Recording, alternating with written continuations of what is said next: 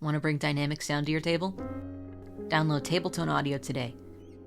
Tabletone is an app that allows GMs to control the atmosphere and audio of their games with a single press of a button. With a constantly growing audio library, Tabletone is 100% AI-free. And you can use code TONE30 to get 30% off your first 3 months. Try Tabletone Audio for free today.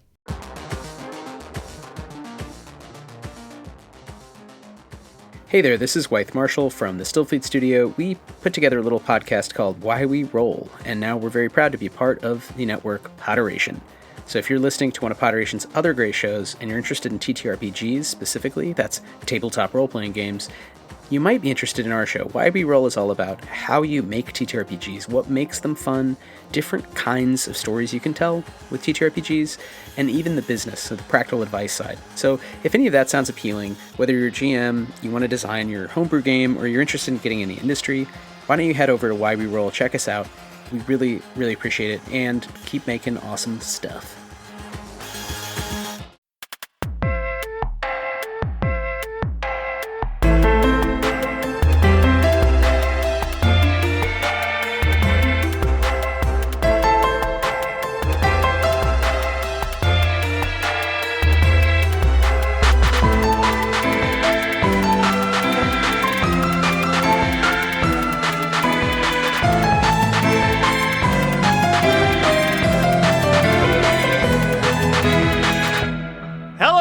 And welcome to Dice to Roll, the greatest Pathfinder podcast on the planet, where you say hard questions like, why do druids only put nature spirits into plant bodies? Why has no druid created a fleshy?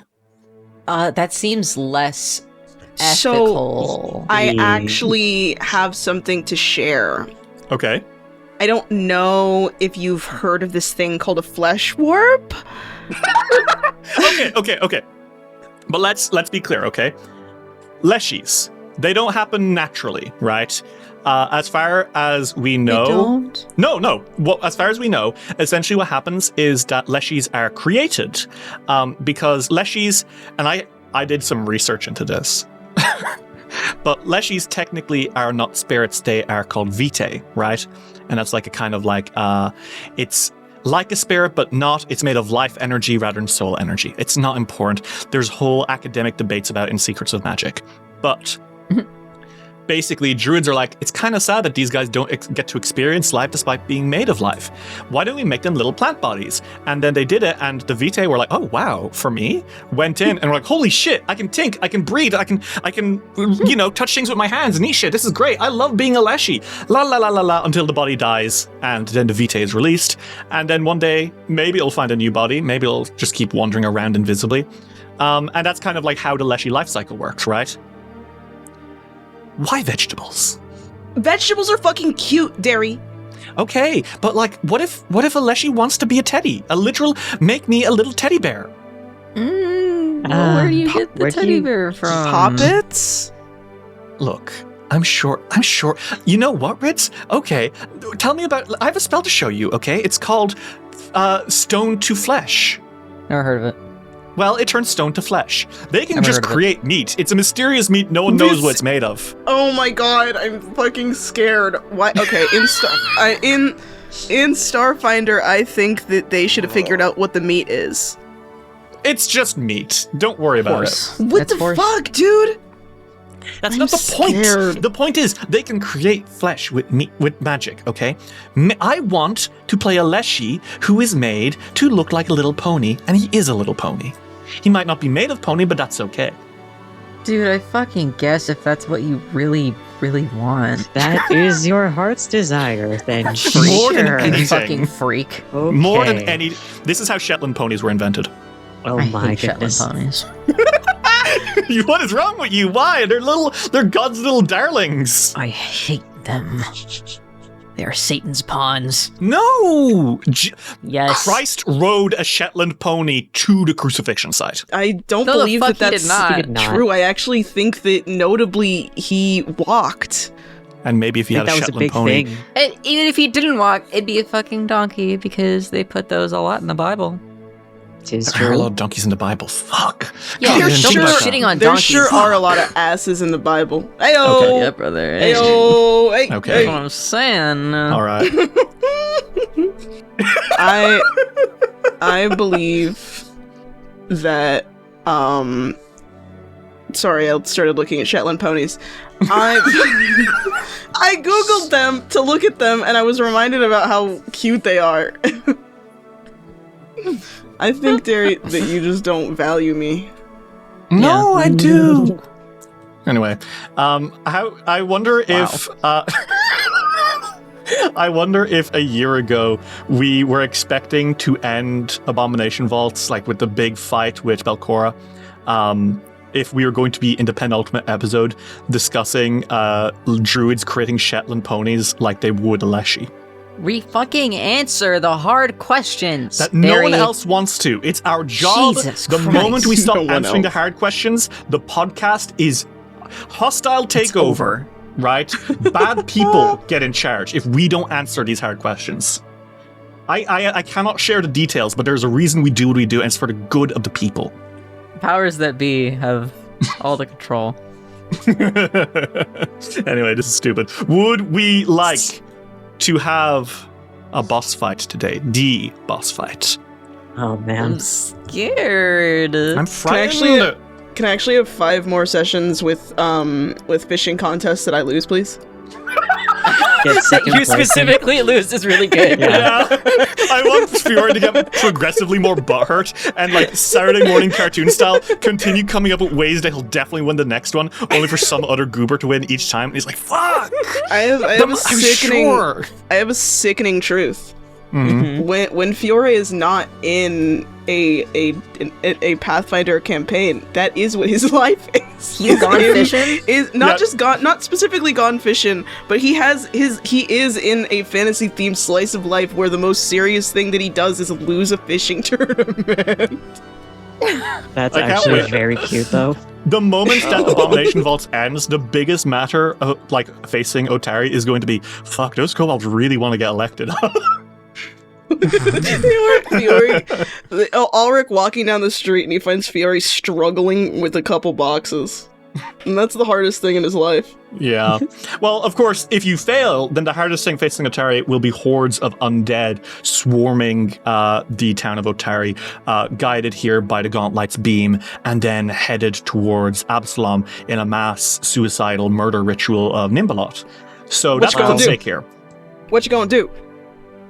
I guess we'll find out. Fellas, would you like to play some Pathfinder? Yeah. When we last left our adventurers in the Abomination Vaults, Ulrich, Silk, and Fiore spent some time around the town of Otari. Ulrich hung out with his little sister Doriana, making sure that she was doing okay, only for her to check in and make sure he was doing okay.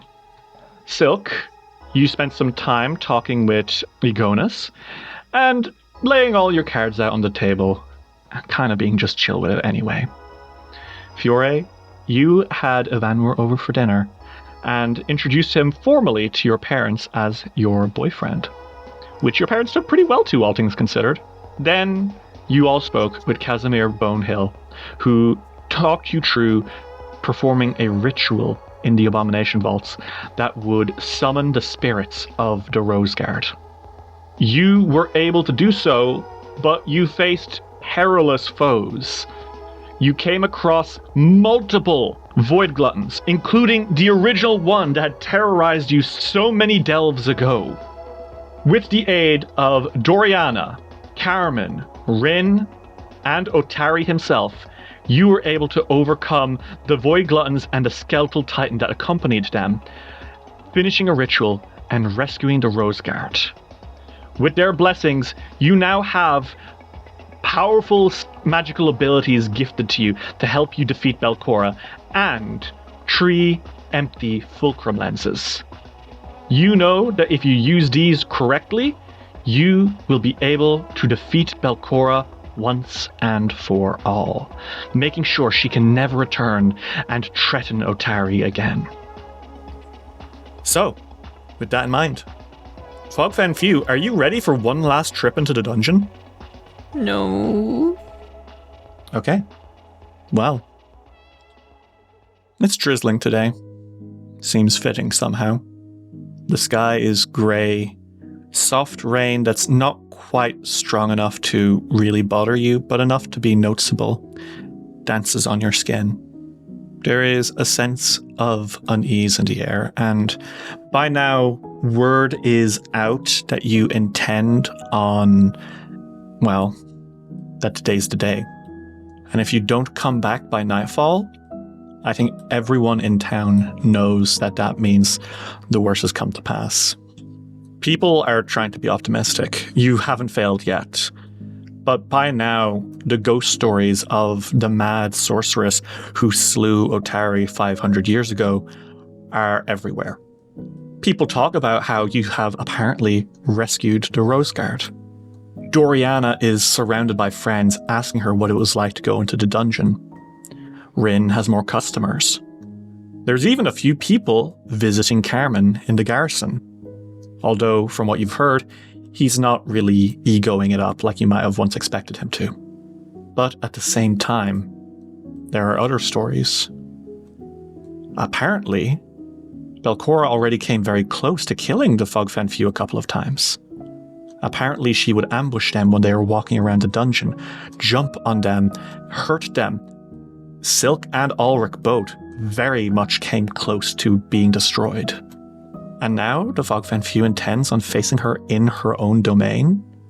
Is that not frightful? It is generally agreed on that you are extremely brave for actually doing this. But bravery and stupidity are often hand in hand, and though the town of Otari really hopes that it is bravery, there are people who are scared. So I guess I want to ask how the Fogfen Few spend their last day preparing before they make their journey into the dungeon. I know that Silk spends the majority of his time with Facero, I think. I think that Silk makes it a point to spend the day doing pleasant things. I think probably the first half of his day is spent at Facero's side, head leaned on their shoulder, talking. I think asking more about Facero rather than wishing to talk about himself.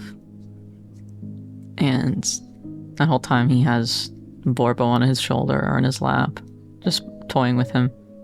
And I do think that when the sun begins to set that day, he'd ask to spend genuine time with both Ulrich and Fiora.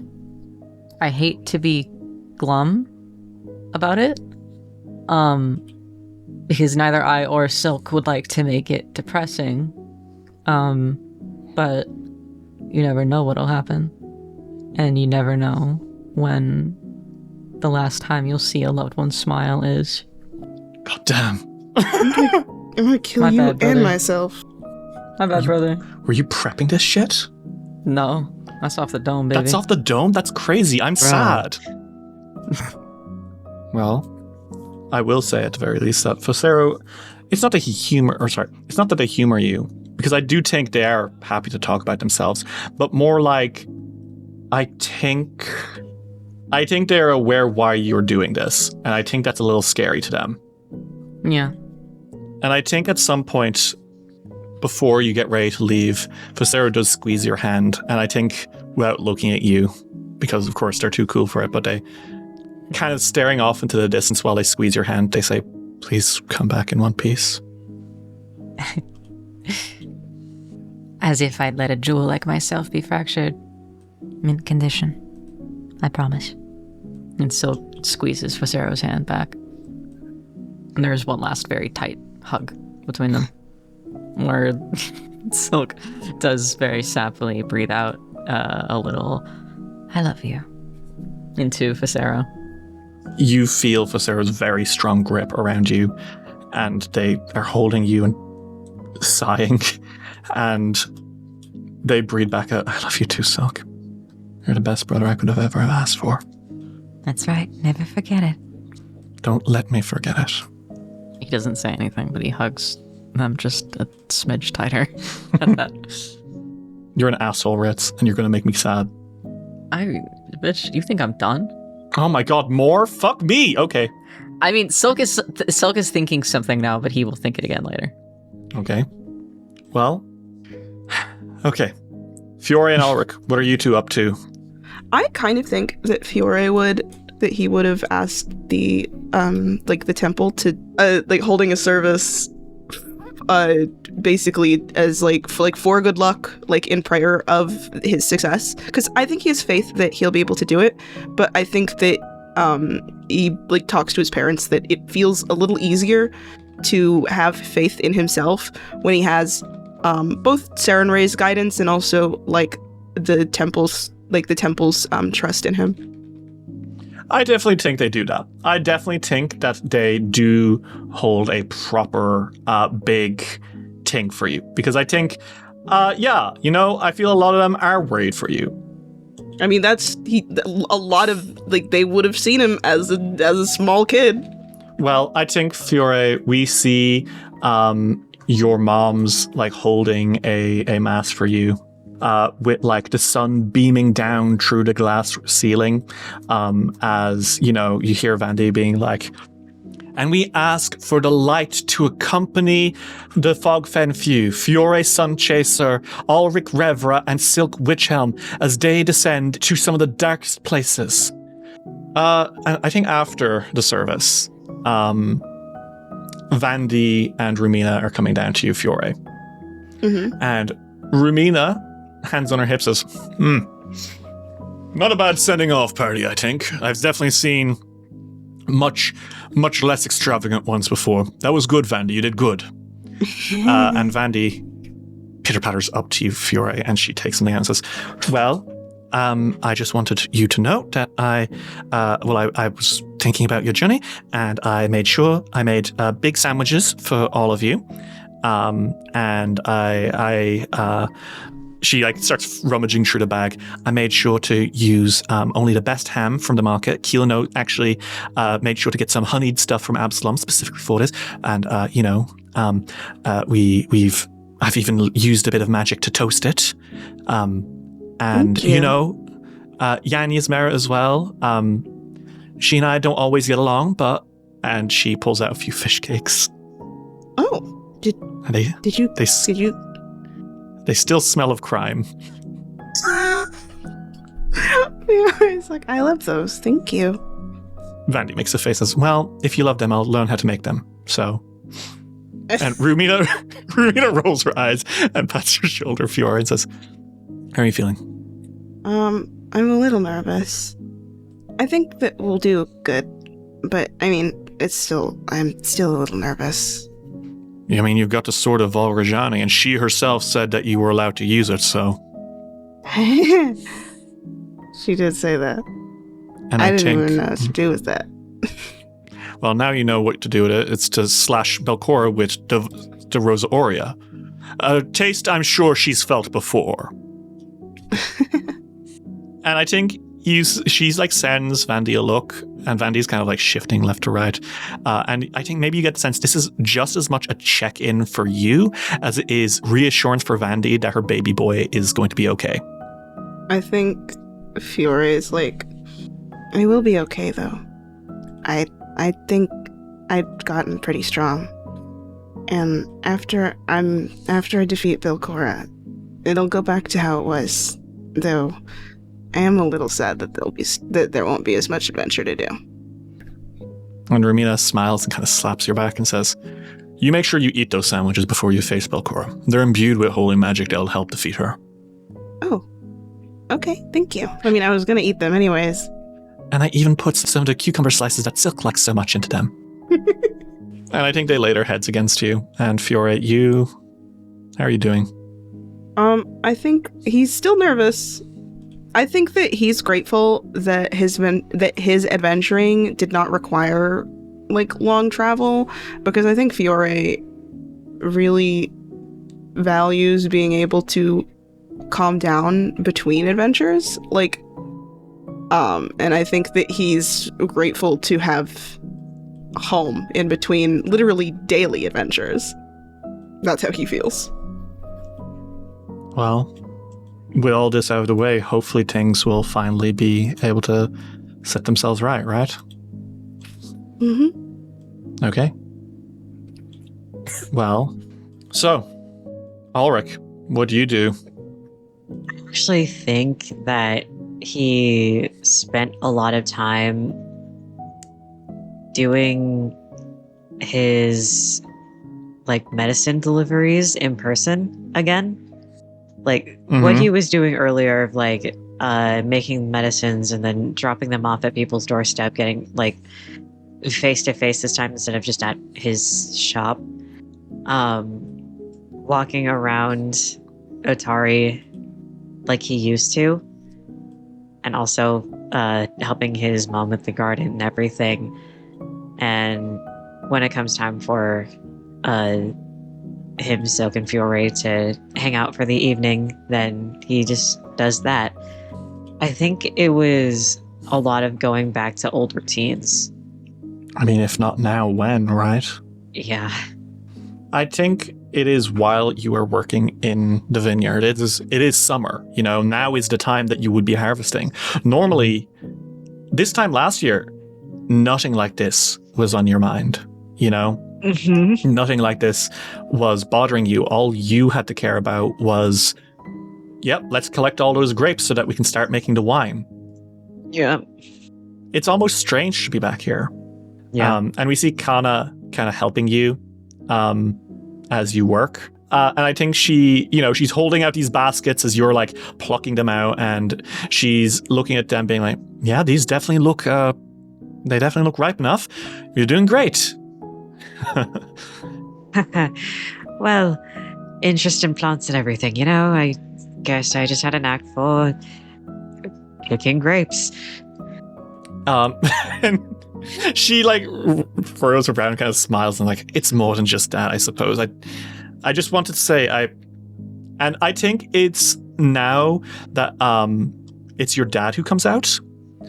Edvin kind of comes out and he's kind of got his arms folded, and he shifts a little bit and he says, what your mother is trying to say, Ulrich, and you're like, oh fuck, did they plan this? Oh my god, I'm pincered. They planned to talk to me about this. Exit strategy. How do I get out? No, but he kind of folds his arms and says, what your mother's trying to say, Ulrich, is that, look, when we found you in the woods, just a lad, what is it now, 20 years ago? It was, your mother and I, and you know this, but we've never really been able to have kids on our own, and we always wanted one. And we saw you, a little rabbit, as a sign from Erastil and Halkamora and everyone that there were good things waiting for us. And I don't know if we ever made it clear enough that he's tearing up really hard. He's a big softy, the poor bastard. Yeah. I don't know if we ever made it clear enough how proud we are of you. That you're our son, that you're Ulrich Revra. Dad, I have always been proud to be your son. Always. And that's not going to change. Whether I am just the town herbalist or an adventurer off in the world. The things that you have both taught me as a child, I'm going to stick with for the rest of my life. And I'm glad that the both of you found me. And I think Edvin, big mush that he is, definitely tearing up. I think he just pulls you into a big, big bear hug, And your mom comes up and says, oh, you two are such softies, come here. And she also joins the hug. And it's nice like that. For that brief moment, it's very nice. It's a shame that this moment can't last forever, but the sun's going to set eventually, and tomorrow will come. Fiore, Silk, and Ulrich, what happens now? Silk asks Ulrich and Fiore to meet him at the road into Otari, where every road leads off from. Okay. I think it's about dusk, and Silk has a darker parasol over his shoulder and a little basket. Fiore and Ulrich, how are you two when you arrive? Unsurprisingly, Fiore is dressed the exact same as he always is. He looks handsome. Those are his goddamn robes. And yes, he does always wear his scarf. That's his scarf his mom's gave him. It's his flair. His flair.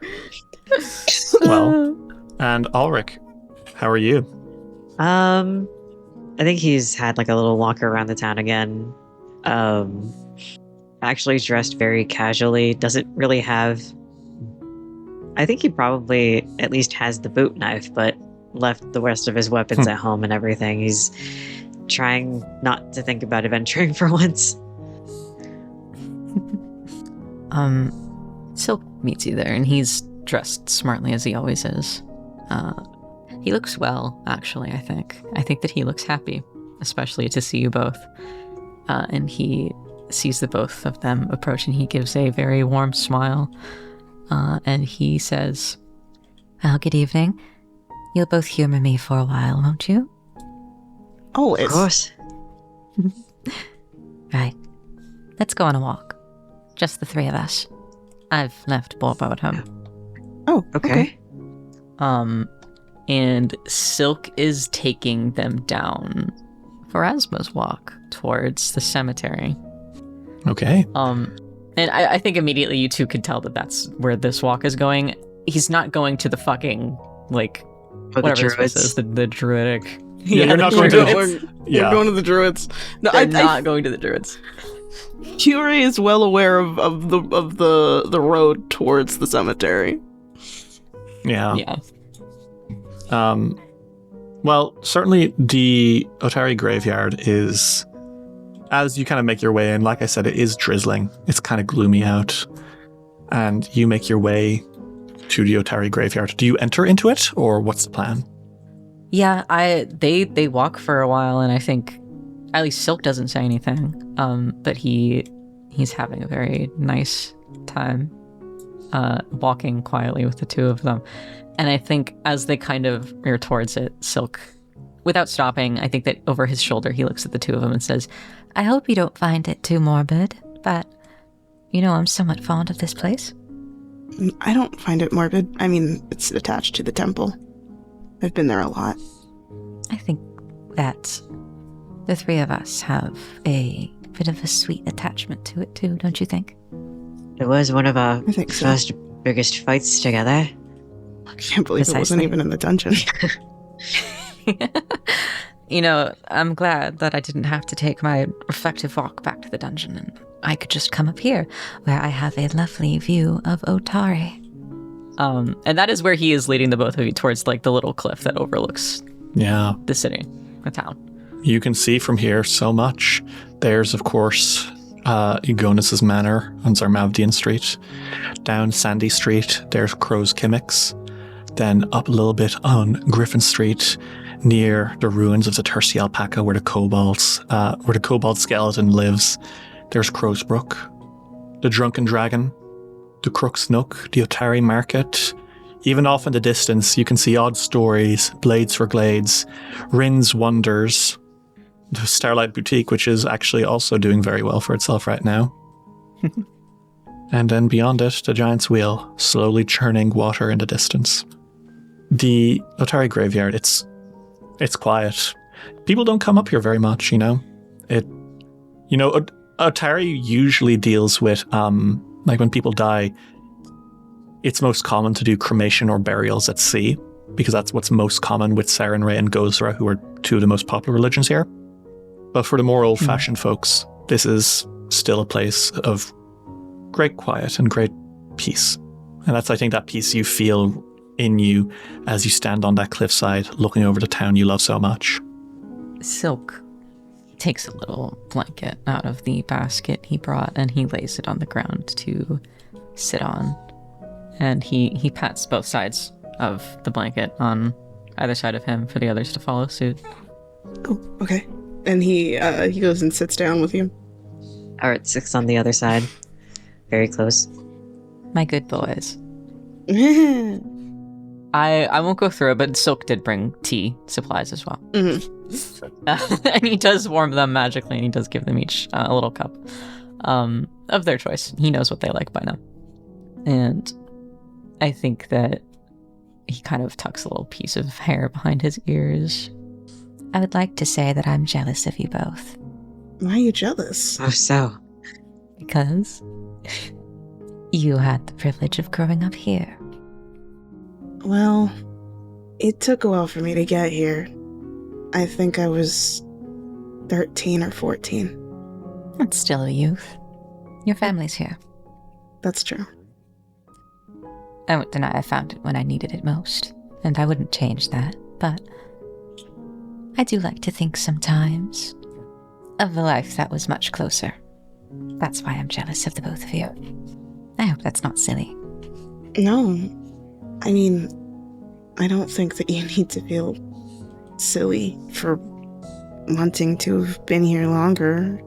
I'm glad that you came here. I have friends, but I've always been kind of bad at having friends my age. I was really weird as a kid, and by the time I was an adult, most of the people that liked me were a lot older than me. The helpful child becomes helpful young adult, and suddenly the people you talk to most are actual grandmas. I don't mind that, to be clear. I don't get the feeling you do. But they don't really... You have grown into a very charming young man. He's so red. He's so red. He's always red, but he's so red. He's like, thank you. But I was glad when I met you guys. Because I don't really... I worried a lot because people... Or I guess it was Carmen mostly, but there were rumors spread about me, and people sometimes believed that. And I would worry basically every time that somebody I met would secretly think something weird about me. But I mean, you guys saw parts of me that I've never showed anybody other than my parents. And you've never thought of me any differently. Frankly, I thought of you as more admirable. I don't know about that. You're very powerful, Fiore. Thank you. I do consider you to be a wonder. And you as well, Ricky. I think Ulrich is just smiling and laughing at the conversations, just quietly listening, taking in the atmosphere and the company, and just enjoying the moment. Eventually he does perk up and say, I do want both of you to know that without you guys around, I would be nowhere near where I am right now. And I really do appreciate both of you for it. I'm glad to have met you both too. I hope you know, we are both only here because of you. Well, Fiore has a little bit more ease being alive. I'll give you that. Sorry, guys. I really try to stay alive, specifically to keep you both alive. Sweet champion boy. But that's why I wear full plate. You are quite the bulwark. That is to say, we are still both alive because of you. Mm-hmm. Well, medicinal healing and magical healing, I've always been taken by those things, and I'm glad that I was able to, I guess in a way, save you both. You don't need to say in a way, you just have. I'm proud of you, Ricky. I'm sure Fiore can say the same, but you sure do gleam when you let yourself. I should count you my favorite star in the sky. The amount of pink this man is right now. Dude, I'm fucking blushing. The eyes, the cheeks, the ears. I'm proud of both of you guys. I used to do most of the adventure-y stuff. He says in quotes, just by myself. Because, I mean, it's not like Otari had much going on usually. Except for its legends. Most of the time, the biggest problem was a kobold causing some trouble, or a wolf in the woods, and that's not really hard to deal with by myself because it is one wolf and I've got a pretty good sword. Honestly, Fiore, if I put you against any single enemy in that dungeon, I think you'd come out on top 75% of the time. You know, I am Probably choosing. Stop. So embarrassed. But It's true. I mean, I don't want to start talking about the ways that I've gotten stronger, even though I do think that I have. But I mean, I've seen the kind of magic that you guys have started doing, and it's stuff that I've watched a lot of magic my whole life, because I mean, I grew up in a temple, and I've never seen anything like some of the stuff that you guys have done, and I think it's really cool. I simply am playing catch up with your strengths.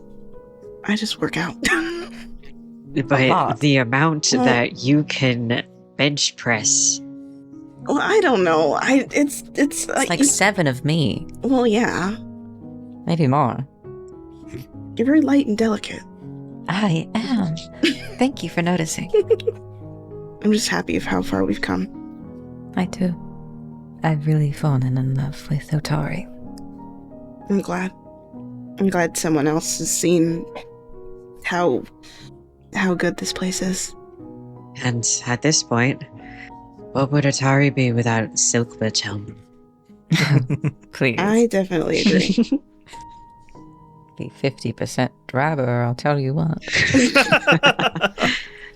Some of the potato sacks these people pour before me. Now that's why you and San are doing fantastic at the Starlight Span.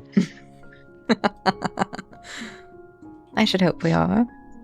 It is a venture I am still quite excited about. Though, I think Silk kind of twists his teacup between his hands. the idea began with San being full owner and me just a collaborator. Because, well, I wasn't sure how long I'd be here. How long do you plan on staying here? Well, I will finish my thesis, and there will be a window of time where I must return in order to finish that work. But I spoke with Agonis not too long ago about what he would like when he passes, eventually. Yeah. And, well, of course, he would like to be buried here, which is a lovely choice. I'm glad he thinks of it as home. But he wished for a home to remain occupied. Oh? So does that mean that... I have asked to watch over it after his passing. Indefinitely. A bit of a way to sneak into the will. I guess so. I'm just happy to hear that you've decided that you'd stay. He looks over to Ulrich with a very soft, warm face, and in putting his teacup down onto the blanket, I think that he very gracefully reaches a hand over to one of Ulrich's. He grips it. I couldn't imagine staying away. Grips it delicately, but so fucking hard. Well, at the very least, this means everyone gets to stay together after all this. If you come back in one piece. And will. Why the rub? And will. Shit. Man. It's going to be a difficult fight. Do you think you can handle it? Yeah, I think so. I guess there's only one way to find out. Fogfen Few, you watch as the moon comes up over Otari, and it really is nice here together, watching over the town that you love. Dice Will Roll will return after these messages. Hey listeners, Luna with a very exciting announcement. So for the past couple of years, I've been working on a pretty big passion project that I'm finally ready to share with all of you. Starting off with a fun fact about my TTRPG characters, Ulrich is not the first character I've had that owned a business during a campaign. They're actually the third. And Elion, from our Folio Fear Halloween special, is the fourth. All this to say, universe is funny like that, everything comes full circle, blah, blah, blah, blah, blah. I have a store now. Crowsbrook, little shop of designs that spring from the chaos of my mind. I got shirts, mugs, tote bags, lots of stickers, and they're all available for you to buy at crowsbrook.myshopify.com. I am also happy to say that Crowsbrook is in collaboration with Dice Roll and Team Plus. We'll have a link to the shop in the episode's description.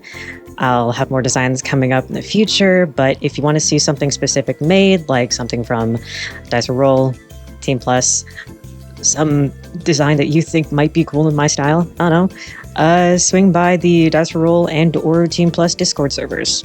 Thank you all again so much. I really appreciate you guys, truly. And keep it rolling. We now return to Dice Will Roll.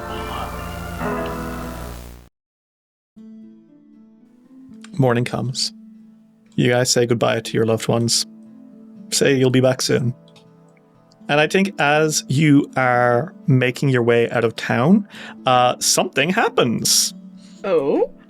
Well, that's weird. But there's a whole load of people here at the road out of Otari. A lot of people. You see Galantine. You see Maury. You see Keelan O'Latinar. You see Tamley Tandervale from the Otari Fishery. You see just a whole bunch of people. Mayor Menhemes, and there's Rin. And she's standing there and kind of smiling a bit and says, sorry to interrupt, but hi. Hi, Rin. Hello. I'm sorry, I kept a secret, but when we heard you were all leaving today, I went and sent out invites, and I think this is most of the town.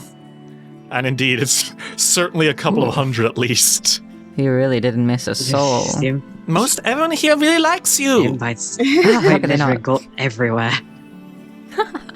I think Mayor Menheim steps forward and I think he says, Silk, Ulrich, Fiore, the three of you, I don't know what we would have done without you. And I want to extend thank you on behalf of all of Otari for keeping us safe. I could live 100 lifetimes and I'd do it every time. And Morlabint kind of steps forward, and I think he kind of huffs with his hands on his hips and says, and you had better come back because you will need to be there for next year's Founders Festival play, which will be telling the tale of the Fogfen Few. And I wanted to have a happy ending, so you had better not cheat me out on this. Silk grabs Maury's shoulders and he's like, God. You give me that script right now. It's not finished yet because the story's not finished. Go give it a happy ending. Let me costume at least. Of course, not now. Sure. And you know who comes out of the crowd? Mm-hmm. Captain Longsaddle. His hands behind his back, his brow furrowed, his mustache twitching. He looks at you and says, Fogfen Few, it has been an honor to live in the same town as true heroes such as yourselves. Thank you for keeping this town safe. Really? Yes, really. I can recognize when people have done good, and you have done more than your fair share. Otari would not be here if it weren't for you. So turns to Ulrich. He's like, this is the softest I've ever seen him. Damn, and I've been hit 20 years. I think he sends you a glower. No, you wear it well. Quite handsome on you, Longsaddle. And I think Ren comes up to the three of you and pulls you all into a big hug and says, you go out there and you kick her butt, okay? Oh, more than kick her butt. It will pulverize her. Tsunemi scratches the back of her neck and is like, you're going to make Rin real sad if you don't, so please, please do. Oh, You would be concerned with that, wouldn't you? Okay, all right. Airing my whole laundry in front of the whole town, goddamn. As if you don't do it yourself. My goodness. And then, stepping out in front of everyone, Doriana Menhims smiles and says, I think they'll do great. Thanks, Doriana. She smiles, and I think she does give each of you a hug. And I think that hug lingers on you a little bit, Ulrich, as she looks up at you and says, and thank you for everything, Ulrich. always. I'll come back. Pinky swear. And he holds out his pinky. I know. She takes your pinky and she says, I know. And Otari's people step out of the way, opening up a path for you to walk down the road into the Fogfen. Silk does give a bow as they walk away. And then he's like walking backwards for a second. He takes his hat off and he does like a really pretty bow and he waves off of it. So, eventually, you cross through the Fogfen, past the swampland, and you arrive to where you saw that light nearly half a year ago, rising from the ruins of a keep, once infested with gremlins and fairies, a lighthouse in the swamp. You walk past the drawbridge that I think you probably had to repair at some point off screen because it was just getting kind of untenable to jump over each time. You make your way down the stairs into what was once the realm of the Morlocks, past places that were once trapped, into the teleportation rune. And down you go, skipping past the library once inhabited by a cult of cannibalistic ghouls. Beyond the place where you faced off such monsters as Jal Mesmin and Volok Azenray. Beyond the training grounds where you met Mr. Cheerful and his menagerie of monsters.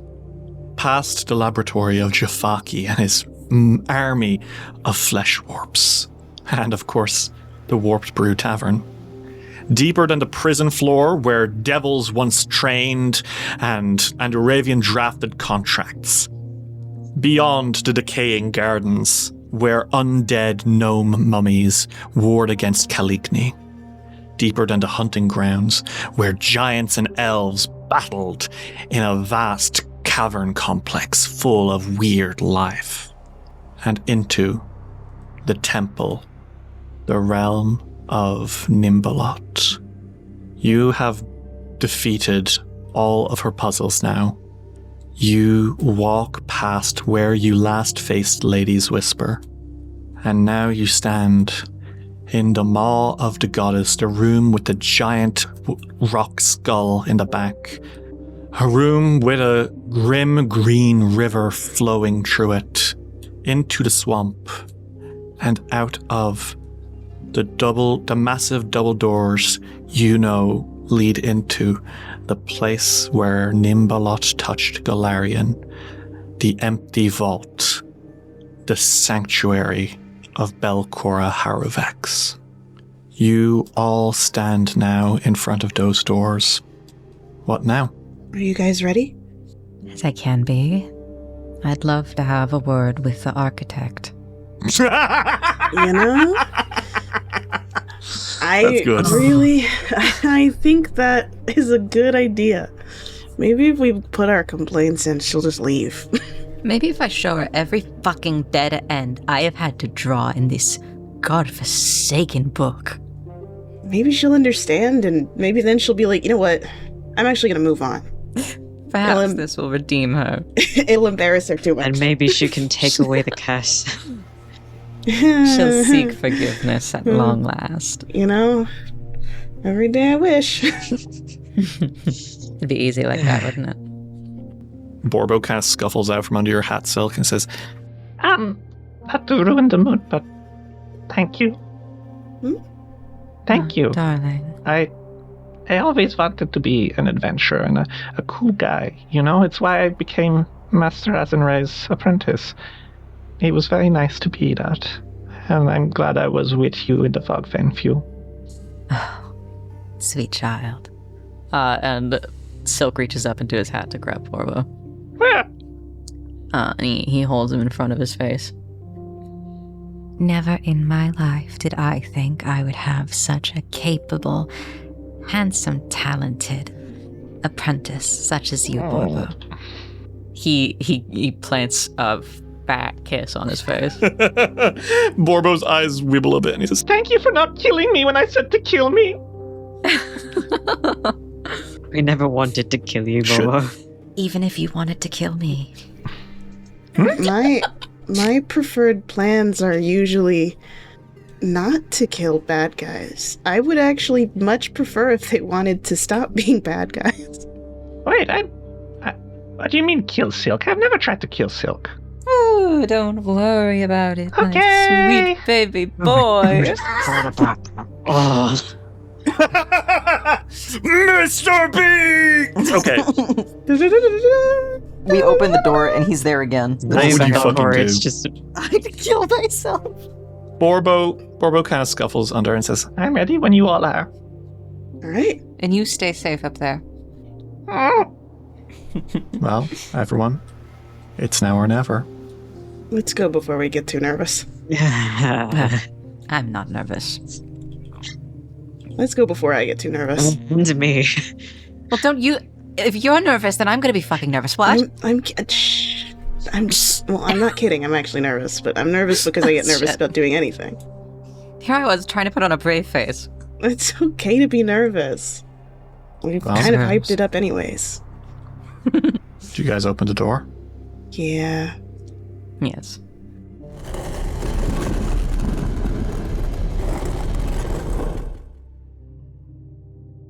Oh. Now what is this place? That is this. Let's discuss this fucking place. This strangely shaped chamber is humid and oppressively clammy. The room's 4 wings each contain a massive pool of bubbling swamp water. Flickering motes of light and darkness play underneath the surface of the pools. The chamber's center is partially blocked by a circle of black standing stones, which crackle with eerie energy that shoot up into the ceiling.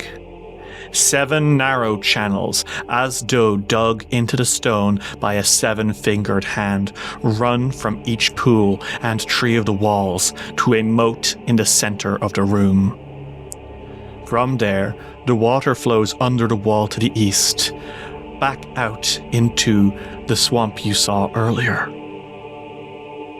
An island in the moat holds a smooth altar topped with a black glass lens the size of a fist, the last fulcrum lens, the Ebon fulcrum lens.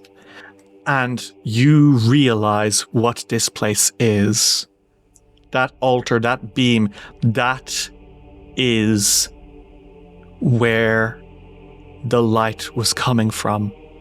This entire time, you look up at those standing stones, channeling its power into a powerful beam that shoots up through each floor.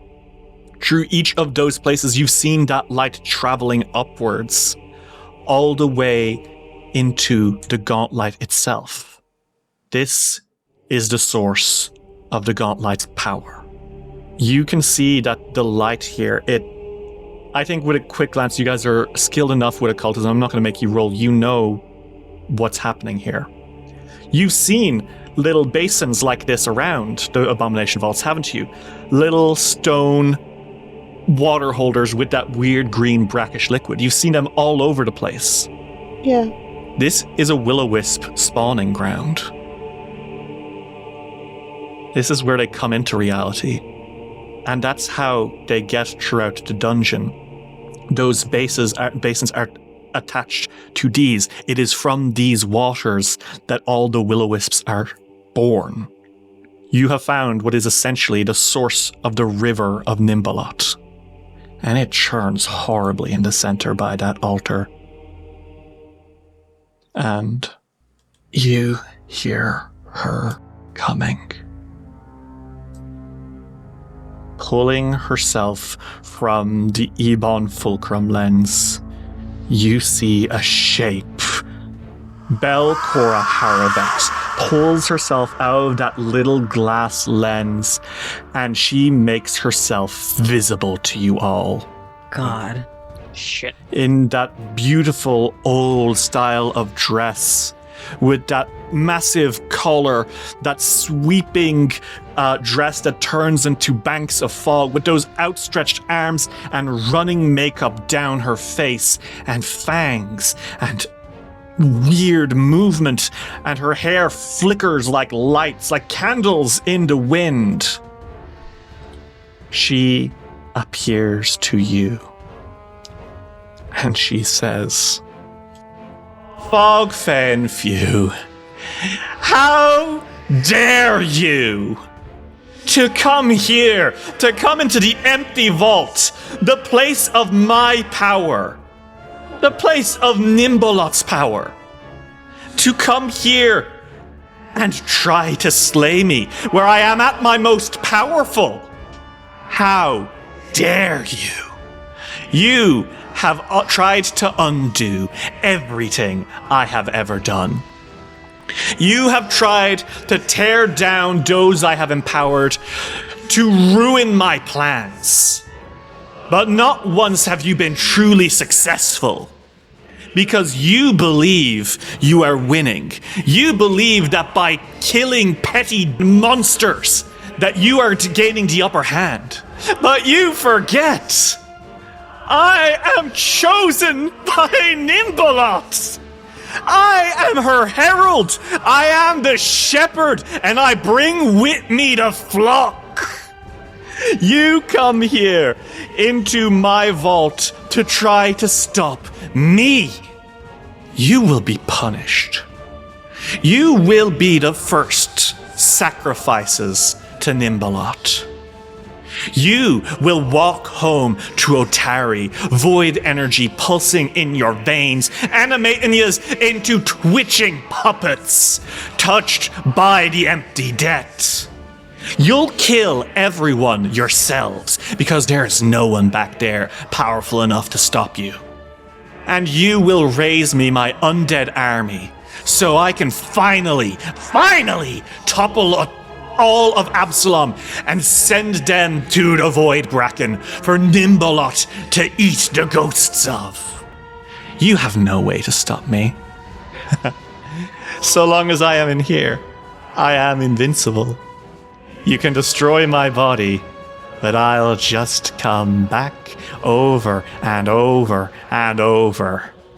What foolish dreams did you think could stop me, the queen of the Abomination Vaults?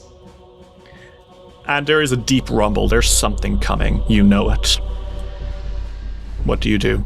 Silk like brushes his fingers up against the fucking whispering reeds on his waist. Her face twitches. And he says, Funny that you think you're so invincible. You know, this place is remarkable in a way, but, you know, a foundation has 4 cornerstones. I'm sure you're aware. Hard to rely on one when the other 3 are already rubble. You are aware, aren't you? You don't hold the key to your own stability, Belcorra. She snarls, and I don't think she understands what you mean. I don't think she's aware of the fulcrum lens. No. She isn't, is she? No. I think she scoffs and says, whatever delusions you have, some hidden weakness that would make me vulnerable to whatever you have, it doesn't matter. I can live forever like this. You can destroy me and I'll come back, and I've been getting stronger. For now, it's only the 3 lowest floors of the vaults, but only a few months back, it was the lowest 2 floors. And I'm getting closer to the next one. And soon I myself will crawl up the gauntlet and reignite it. I think Fiore looks up at her, and he's like, Sarenrae believes in forgiveness, in redemption, in changing, and Even now, I wish that you would just stop. But I know that you don't want to, and that you can't, because you've dedicated way too long to do this. But just know that even when I do stop you, that you had the chance and have the choice to stop at any time, and that your choice not to is your own, and your fall will be your fault. She scowls and says, redemption. Who ever showed me a chance at redemption? Not those monsters in Absalom who had my family exiled. Not the bandits and thieves who made my life hell when I was just a girl. The only thing that has ever shown me redemption is Nhimbaloth herself, and I will not let her attention go unnoticed. And she is sliding forward now slowly, floating over that tin river in the middle. Now you hear another rumble, something is coming. Ulrich, as you see her, you feel that curse of Nhimbaloth just ache in every inch of your body. This is the only way to get rid of what's been plaguing you. Nhimbaloth has taken notice. You're not the only one who she's touched. Enough for me to hear how fucking bold she is of you. I think she was like amused by the others. She was like, oh, petty, whatever. You say that and her face twists into a mask of fury. And she points and says, how dare you? How dare you say that to me? I will punish you so much more now that you have angered me. You can try, but of the two of us, the chosen and the cursed, I'm the only one who can see clearly here. I'm the only one who's I'm the only one who's heard that she grows tired of your petty vengeance. I like that. That's really good. So Ulrich never really forgot, and I never really forgot, the first time we ever fucked people up with Ulrich's curse. Okay. You had me repeat lines in a crazed state. Oh my fucking god. The lenses. She knows the secrets of the lenses. 3 are within reach, 1 very close, the other lost by Ildaris, 1 held by the Blood Eaters. She keeps them apart while she works her petty vengeance, but the essences shall become 1. Oh my god, the whispers from the fucking cave with the goddamn gug. Holy shit. Oh my god. That's fucking crazy. Hot as hell. Okay. Hot as hell. Holy shit, take a hero point. That's really good. You're going to need it. I'm going to need it. Yeah, all of you will. Well, and Belcorra Haruvex snarling, she points, and that rumble suddenly shakes the entire building. And she shouts and says, so be it! If you wish to trifle with me, then you will face the wrath of Nhimbaloth yourself. I call you now World Eater! And there, emerging from the ground, pushing through it like once it may have done itself, the creature that built these vaults by exhuming and eating the soil itself, the ghost of her pet cave worm. Oh. World Eater stands and roars, and Belcorra Haruvex turns and she says, you have done well thus far, Fogfen Few, but today you shall experience Nothingness embrace you. And everyone, I'd like you all to roll initiative against Belcorra Haruvex and the ghost of a giant cave worm. I'd like to kill this bitch. As we roll initiative, top of the order is going to be Belcorra Haruvex.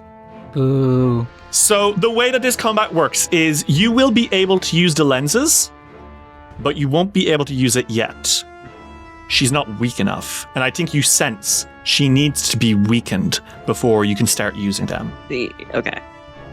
It is, to start, Belcorra Haruvex's turn. And she is, as you can see, absolutely fucking furious. And I think, Ulrich, it is your taunt that is going to push her into action. And she is going to start by casting a spell on you. Slither! So it's actually going to affect all of you. She begins, and she kind of like waves a hand, and then kind of emerging from beneath you all, there is a shadowy pit of tentacles emerges around you and starts to grab at you. Each of you is going to make a reflex save against this, please, as the tentacles emerge up from the ground, wrapping at you and pulling you down. Okay. Silk, that is a failure.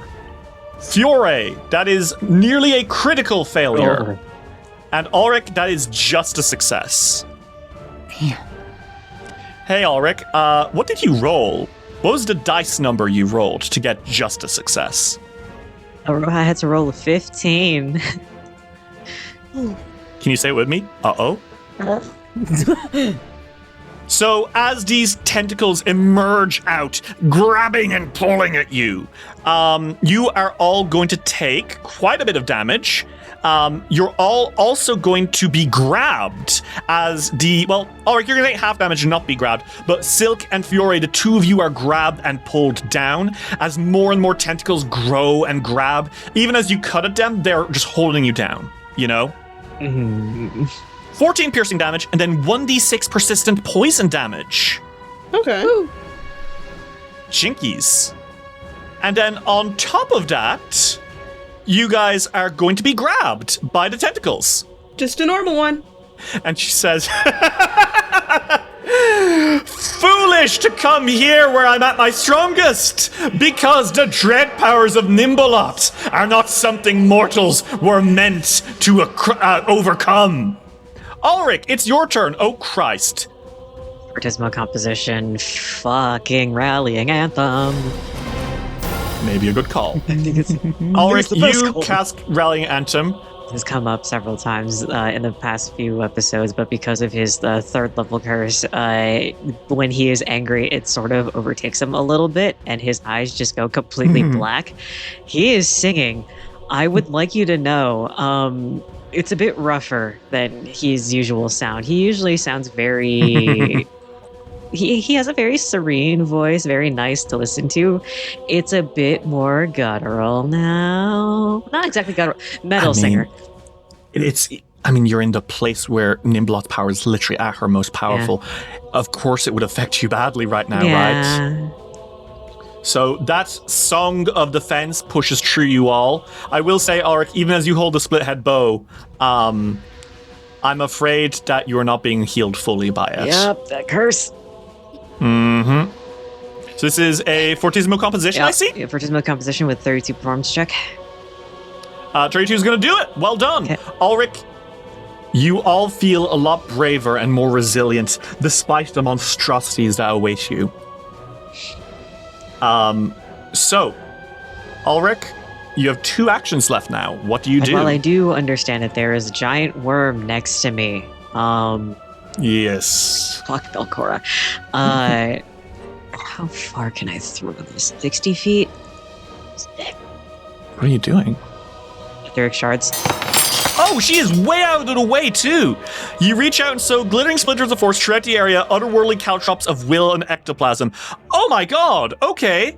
And this is a range of 60. Oh my god! It's a range of 60 feet. My god. I need a reflex save, bitch. And this is around her whole area. Around her fucking well. Does she make the reflex save now or when she moves? I think it's every time she moves, right? Any creature that moves through the area takes 1d4 piercing damage per square traversed with a basic reflex save made at the end of each move action they take through the area. Okay. And this affects incorporeal creatures, right? Yes, they do. This is why I took it. God damn. That's awesome. Okay. Belcorra snarls and she says, Despoiler! What are you doing to my sacred ground? Revenge. Oh shit! Awesome. Well, guys, I have a bad news for you. Giant enemy worm. Giant enemy worm. It is now World Killer's turn. You didn't think that she built these tunnels with miners, did you? No. Cave worm. Just the one. This massive cave worm is, before anything else, it kind of squirms and then it shoots something at you, Fiore. Okay. And that is going to be a massive chunk of earth blasted at you. It is a hit. Okay. That's going to be 30 damage, Fiore. Okay. It is then going to surge forward with one I take a action. bit less because of my beautiful friend. My beautiful, Because of your beautiful friend. Ulrich. It actually is able to reach Ulrich with its jaws from here, too. Because it has a reach of 15 You know feet. what? So the head surges forward, and it tries to back down on you. And that's going to be a miss. Whew. Okay. Close. Ulrich, you dance around this thing's jaws as it slams forward. So the cave worm slitters forward through the air, digging through rock that has not been here for a very long time. And as World Killer gets in front of you, it looks down and it roars. Silk Witchhelm, it is your turn. Holy shit, there is a big fucking cave worm in front of you. Also, there's tentacles wrapped around your ankles, your wrists, everything. You are grabbed, and you can't get out. What do you do? Oh, well, sure would be nice to get out, wouldn't it? Yeah, I mean, you can get out. I said you can't, but you can. To escape, you just need to roll acrobatics, an unarmed strike, or athletics. But this area will still be full of the tentacles, so... Oh, actually, Ulrich, I'm going to need you to make me another reflex save. Sorry, I missed that. You stayed in the area. Now the tentacles are still coming for you. Oh yeah, that's right. So, reflex save, please. Oh, fine. Okay, Ulrich, that is a critical failure. I have a hero point. Could use it Okay. now. I have 2 hero points. Maybe a good call. Okay, 33. It's a failure at least. Failure, but not a critical fail. I don't want to do crit fail right now. 10 piercing and 1d6 persistent poison. And you're also grabbed. Okay. Okay. And as World Killer ends its turn, because it is over the area of Slither, it is not grabbed by the tentacles. Silk, it is your turn. You are grabbed by the tentacles, and it's not fun. There is a massive, horrible ghost cave worm. There's an evil ghost sorceress back there. What do you do? It's fucking crazy to me that my unarmed strike is plus 21. Meanwhile, my acrobatics and athletics are not above a 4. I just think that's beautiful. It's to hit a bitch. It's to hit a bitch.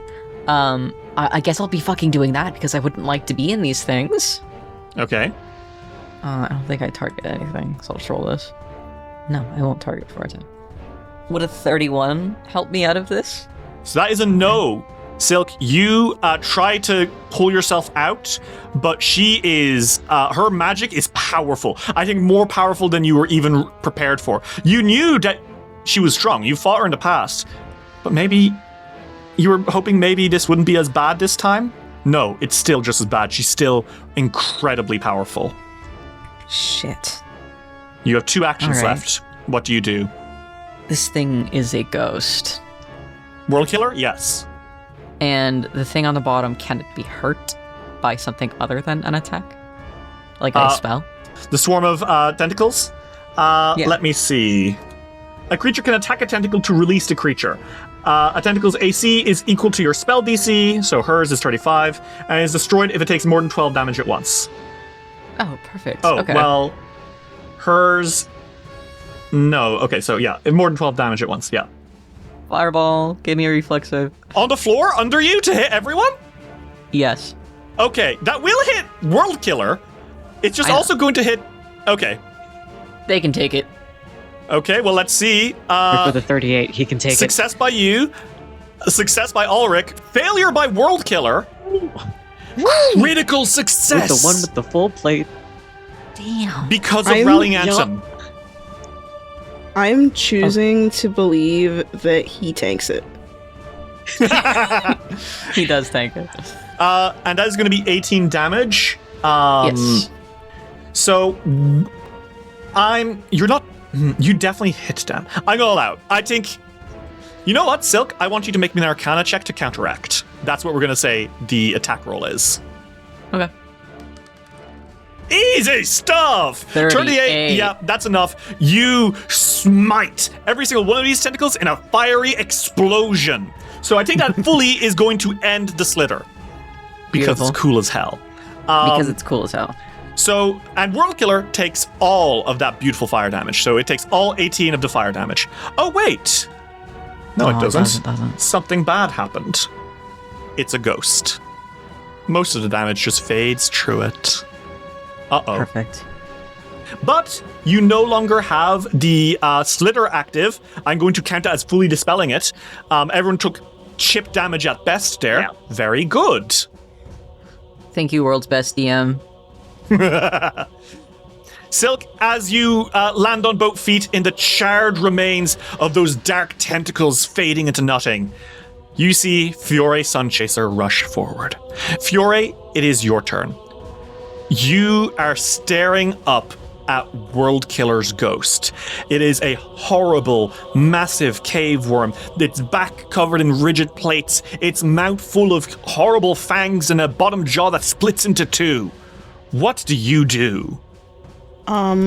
Fiore is going to smite it with. Okay. Then with his second action, I'm gonna have him attack because I truly, he had his sword out. He would have done that. That's fair. He's gonna use his beautiful Rosa Aurea. 36. 36 is a hit. Roll me that damage. Awesome. 23. And it takes all of that damage plus a little more. Awesome. 1d6 persistent vitality damage. Because you have the rune on it, don't you? Vitalizing. I do. So you do that. Well done. Now what? And then with his last action, he's going to raise his shield. This is a bit dangerous, so. The shield pops up to protect you from World Killer. As your turn ends, Fiore, it's going to be Belcorra's turn. Okay. Belcorra is going to surge out of the darkness because she doesn't have clear line of sight with you right now. And she zips 1, 2, 3, 4 over here. And as she does so, she moves through 4 spaces worth of etheric shards. Yep. She has to make a reflex save, right? Basic reflex. Okay, reflex is gonna be 35. That succeeds, I believe. Yeah, Okay, how much damage is that? 7. Okay, she'll take half 7. And as she comes out, she points at you all and she says, "Have you forgotten what I've already shown you? Horrible things are to come, and you are not powerful enough to stop them." And she is going to cast Phantasmal Calamity on you. So that is going to be a vision of apocalyptic destruction fills the minds of every creature in the area. Okay. Now, the question is, does that affect? It does affect World Killer. Oh my god. Wow. He's too close. She just doesn't care. She is furious with you. Well, that's fine. World Killer's big and strong. He can take it. Well, a vision of apocalyptic destruction fills the mind of each creature in the area. The vision will deal 11d6 mental damage on a basic will save. And on a critical failure, the creature must also succeed at a reflex save or believe it is trapped in the calamity that you see. So, would you all please make me the required will save? Yes. I don't want to. Oh, shit! Oh my god. Oh, shit. Can we trade results, Derry? Oh God, why? Uh, Okay. Fiore, Silk, and Ulrich, your minds are assaulted. And again, you see, oh God, it's the memory you saw of Otari yesterday, standing on that cliff looking down, and it is on fire. Monsters run through the streets, ripping people to shreds, feasting on their gore. It is pure evil debauchery. No regard for the lives that once lived here. They are just fuel for the carnage to come. A literal stepping stone. That is a failure by 8 for Fiore, a failure by 1 for Ulrich, and Silk, that is a critical failure. Ought So I Silk- use a hero point, or will I tank this as a beautiful wizard? Well, I think you're gonna have to make that decision before I roll damage. You know what? No, I know this spell. I'm going to use a hero point. Yeah. Okay, That's fair. maybe a Fair. good shout, but that's your only hero point. I know. 37. Success by 2! Awesome! So you don't potentially get stunned for 1 minute. I mean, yeah, if there's any spell not to fail, it's a phantasmal spell of any kind. Well, so Silk, you'll take half of, everyone else will take full 11d6 mental damage. That's 37 damage, half that to you, Silk. Oh, Ulrich, you are not looking good. Oh, Ulrich, you are not looking good. Oh, Ricky. Ulrich, you have 36 HP left. One more hit like that, I'm you're dead. dead. Yep. And that is Belcorra's turn as she ends, and she just laughs. Your minds are so feeble! I break them like they are eggshells! And it is Ulrich, your turn. Oh, God, no. Hey, and also remember, Ulrich, you have half healing because of Nhimbaloth's curse. Yeah, this is bad. It's pretty bad. World Killer looms above you. Belcorra hovers to the south by one of those bubbling pools that burst the will-o-wisps. What do you do? Knows that this is partially wasted, but still needs it. 4th rank soothe on himself. That's not wasted. You need to not die. Not wasted. It's well, half of it's gonna go wasted. Not gonna lie. Apply healing 35. 35? Half of that? That's going to be 13 healing. Oh, okay. Plus 13. Okay, so I'm at 50 flat healing. It's better than 37. It's better than 37. Okay. You have 1 action left, and there's a big evil cave worm right I know there. that there's a big evil cave worm, but Ulrich's pissed. Split head bow, Belcorra. This has astral on it. Ha! Fucker. 34.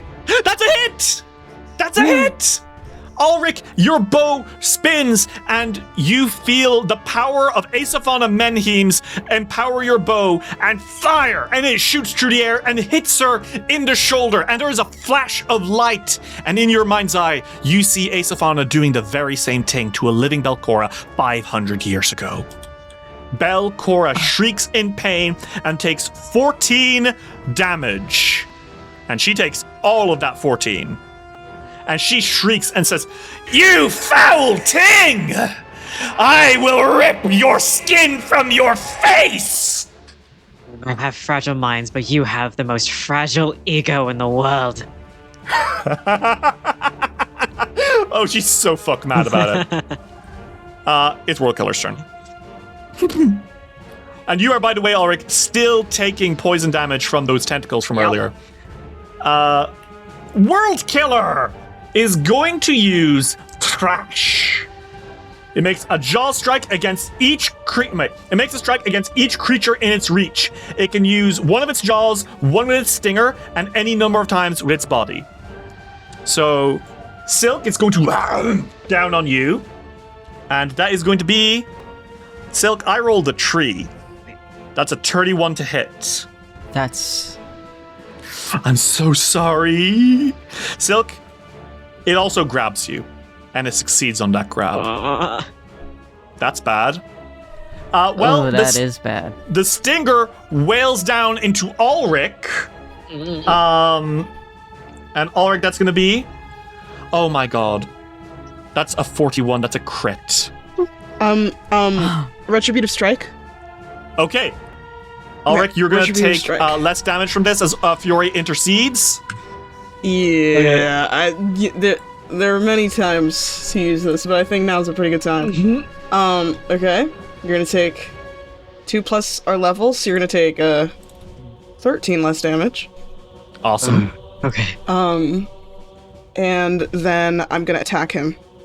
Okay. 29. That's a miss, but Fiore, do not forget, exalted reaction. Each ally in your aura, which is all of them because you're all side by side, is going to be able to make a melee attack against World Killer with a -5 penalty.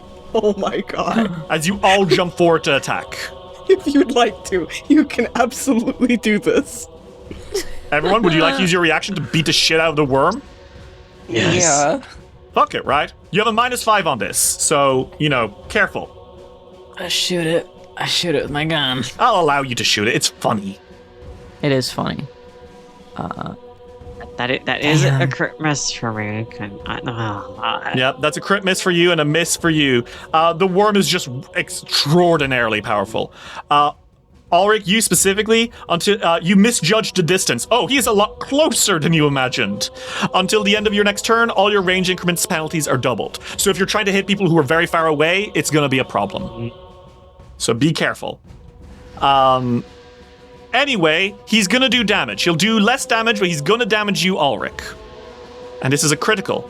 So that's going to be 56 damage, Ulrich. -13.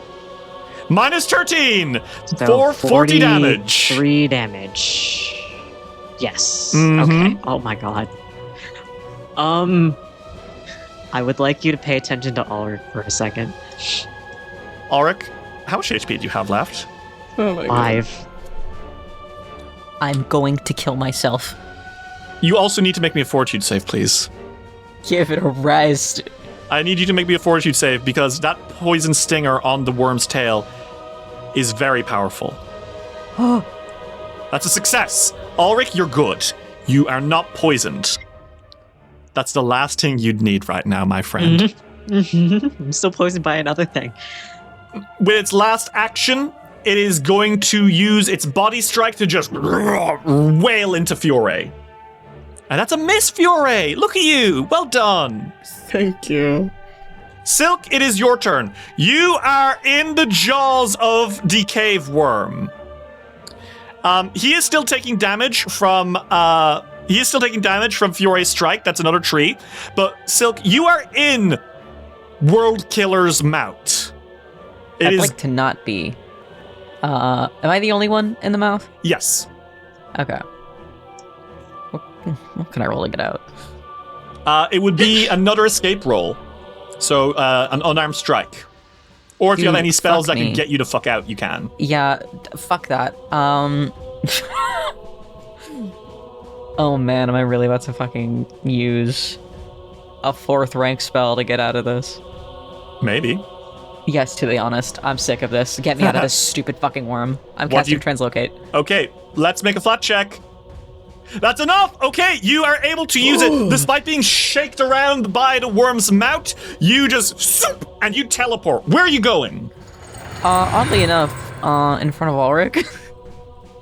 Okay. Now I remind you, you cannot body block for Ulrich. I know. It is so that I can grab Ulrich's hand and use the lover's glove. Oh my god, you fucking romantic bastard. You know, I'd like to give him a fucking fighting chance, Derry. Okay. I can't heal. Silk cannot heal. But he could give Ulrich 10 temporary hit points for 10 minutes. Ulrich, here's 10 HP. 10 temp HP? Yeah. Wait. Put down the temp HP. Good shout, Ritz. Good shout. Ulrich loves his boyfriend so much. You also get a +1 status bonus to saving throws. All That's of them. extremely That's nice. useful. That's good. Yes. And I also get both of those things, but don't worry Awesome. about it. But that's my turn. I teleport out of the fucking worm's mouth, and I grab my boyfriend's hand, and we both win, and we smile. That's beautiful. I love gay rights. Love Fuck wins. hate. Well, Silk, you're also still taking poison damage from those tentacles from earlier. Ow. Fiore, it is your turn. Ulrich is in a bad spot, and also you're all in a bad spot, and there's a giant evil worm, and Belcorra is there. What? I have 69 HP. Let's go, Let's Silk. go. Take a hero point. Thank you. Okay. And it's because of that temp HP. So nice. With my with my first action, I'm going to use lay on hands on Ulrich because I Okay. want him to live. I don't care if it does only half; it doesn't fucking matter to me. Because part of it is not in fact the healing, part of it is the AC boost he's gonna get. Good call. Yeah, so you're gonna have +2 to AC for a round. Okay. Oh my god, the Ulrich, you're doing a little bit better. Then with my second action, I'm gonna cast Vital Luminance. Okay. Fiora, you start to glow. Drawing life force into yourself, you become a beacon of vitality. You grow bright light in a 30-foot emanation and dim light for the next 30, and you gain an internal pool of light called a luminance reservoir, which begins with a value of 4. Well, actually, because this is heightened quite a bit now, it's more than that, right? I actually don't know how that works. What's the base level of vital luminance? I don't know. 4. So it's been heightened twice. So it's actually going to be with a base rank of 6. Oh. So at the start of your turn and after this, increase your reservoir by 6 every turn. If an undead creature damages you in attack or spell while it's within the bright light, the creature will take vitality damage equal to half your luminance reservoir level. And this only happens the first time it does it every turn. And when you dismiss the spell, you can cause a blast of light, but it might be good to just let this scale up as you go. Yes. All right, Fiore, you are glowing. Your hair lights up like the sun, and there is light all around. And if Belcorra gets too close, she's going to get hurt. Certainly the worm is going to get hurt. And you have 1 action left, by the way. What do? I'm going to attack because this guy's already being smited. I'm gonna attack the beautiful, ugly worm. 35. That's a hit. Roll me that damage. Awesome.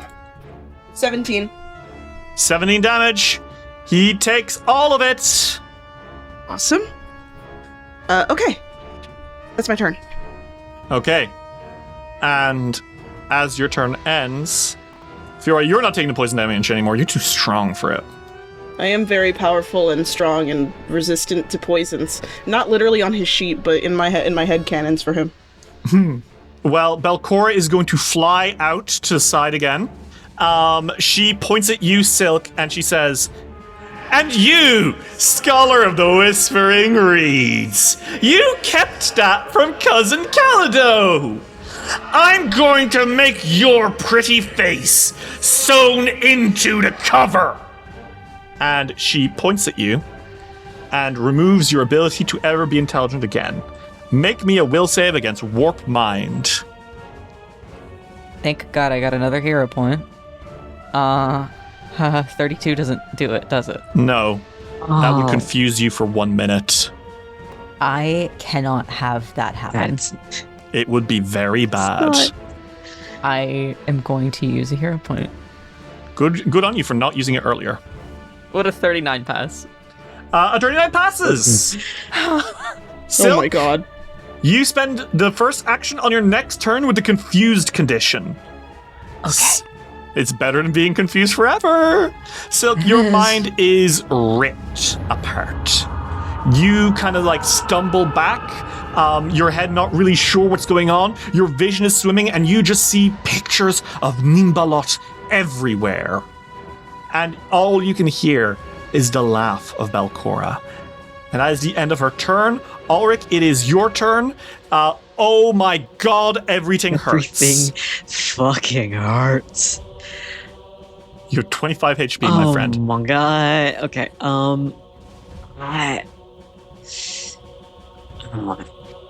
man, I think Ulrich is just gonna cast Soothe on himself, 5th rank this time. Okay. Okay, so I'm back up to 50. Whoa! All right, that's a 25 HP, half a 50. Very nice. Ulrich, you are doing your goddamn best here, okay? Oh, don't ignore that. Sorry about that. I did not request GM activities or exploration activities. Like, this hurts a lot, but you are crunching through. You have one action left. What do you do? Oh, God. Gonna go for the split head bow again on Belcorra. Hopefully. Fucking praying. Ah, 29. That is a miss, I'm afraid. Sorry. Yeah. Oopsie daisy. Meaning that your anthems are not going this turn. You still have a hero point, but, you know. I would rather save it for a crit fail. Yeah, you might need it. Well, great news. It is the cave worm's turn. And Ulrich, you're still taking that fucking poison damage. It is ripping God into damn, you. how long is it? I thought it was a DC 5. You keep... It's DC 15. Okay. Dude. Well, Fiore, great news. It's the cave worm's turn, and he's turning to you. He brings his jaws down on you and grabs you. And that is a miss. Oh, man, that sucks. He's gonna try again. Man. Oh, nat 20! Are you fucking kidding? Damn. Brother. Hand wound. Until healed, the target is clumsy too and can't use one of its hands. Oh. Shit. Okay. Let me ask you a question. Which hand do you hold your sword in? Which hand do you use your shield in? Well, he's right-handed, so he uses his right for his sword and his left for his shield.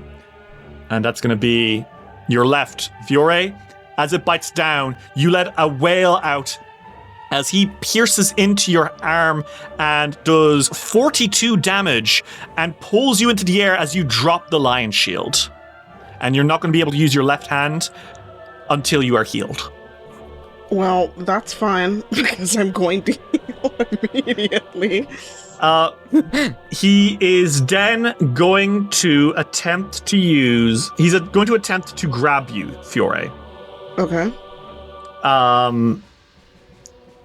And that's going to be a 36 against your Fortitude DC.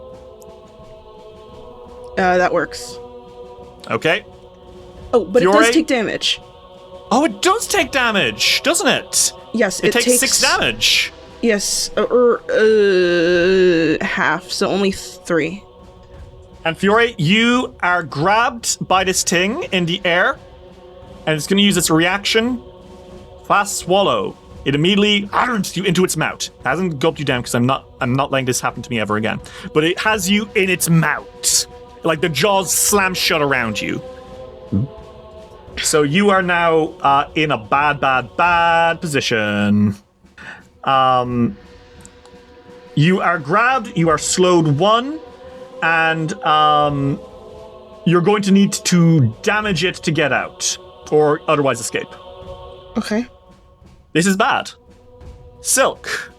Oh, and also he's still taking vitality damage, lol. This is it ends!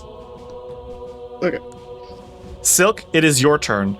Holy shit. All 3 of you are suffering right now. Fiore, you can't see him, but he just got chomped into a cave worm's mouth. You assume that's not good. Ulrich's doing kind of okay. Weirdly enough, you have the most HP right now. Oh, wait, never mind. I gotta decide what you do this turn. By which I mean I roll randomly to see who you attack. For my first action, yeah, you get to do that. That's going to be the cave worm! Silk, you just try to slap into the cave worm. Unarmed attack, or... Okay. Yep. It's a miss. It's okay. You just flail wildly, but then you shake to yourself and you're like, oh my god, okay, I'm good. You are no longer confused. I think this is when you come back in, like you're like tearing at the ectoplasm in front of you of the ghost, and you see Fiore kind of held, like floating in the ghost's mouth, and you realize what's going on. You have 2 actions. What do you do? Shit. Oh, I know what I need to do. Okay, what do you do? Well, there's something I haven't activated yet. Okay. And what is it that you'd like to activate? The Whispering Reeds.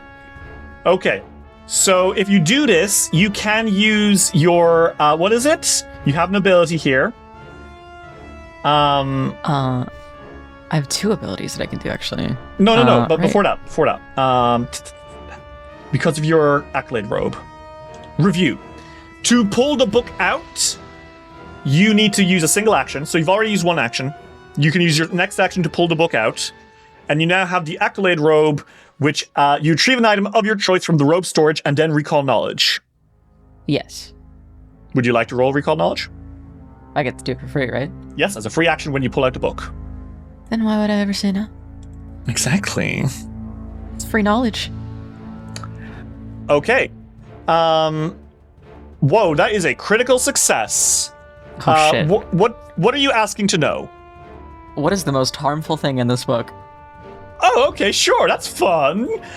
Silk, as you you slam open the Whispering Reeds, holding it in your hand, let me tell you what would really suck for you to do.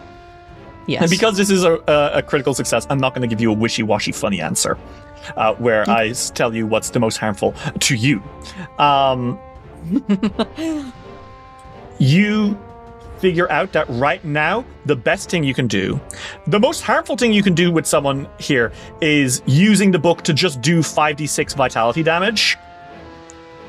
But more importantly, the command action to once per day invoke a tale from the Whispering Reeds that parallels this situation, environment, or creatures nearby. Eerie mists and indistinct whispers rise in an emanation around you, and clusters of seven perfectly spaced divots manifest in the ground, vegetation, and flesh of creatures other than you and 3 creatures you designate at the time of activation.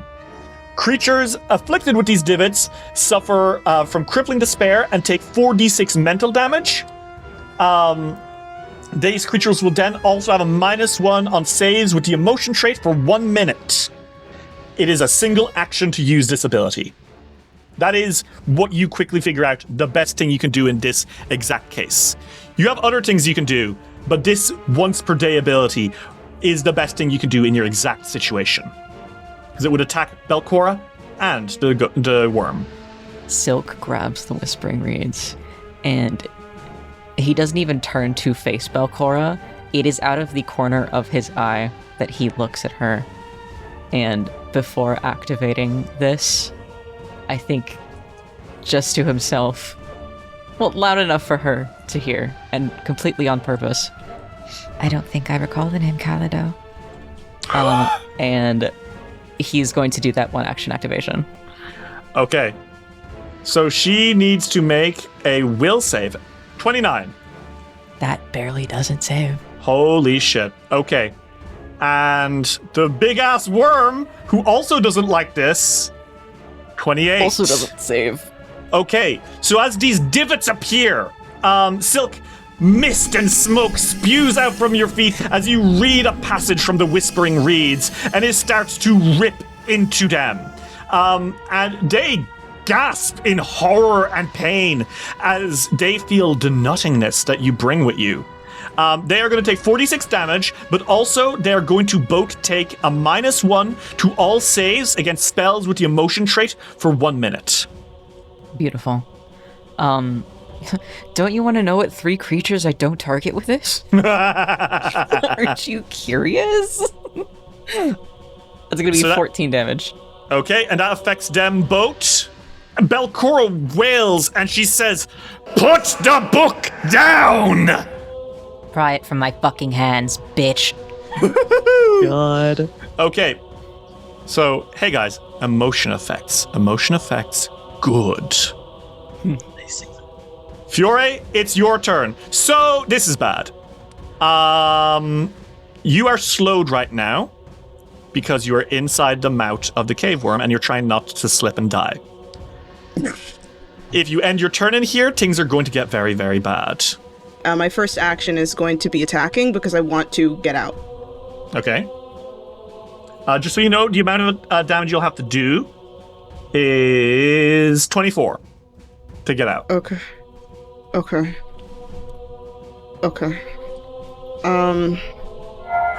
shit! Oh, my God. Okay, well, 37. That's a crit. Okay. And he's enfeebled! He's enfeebled! Oh my god.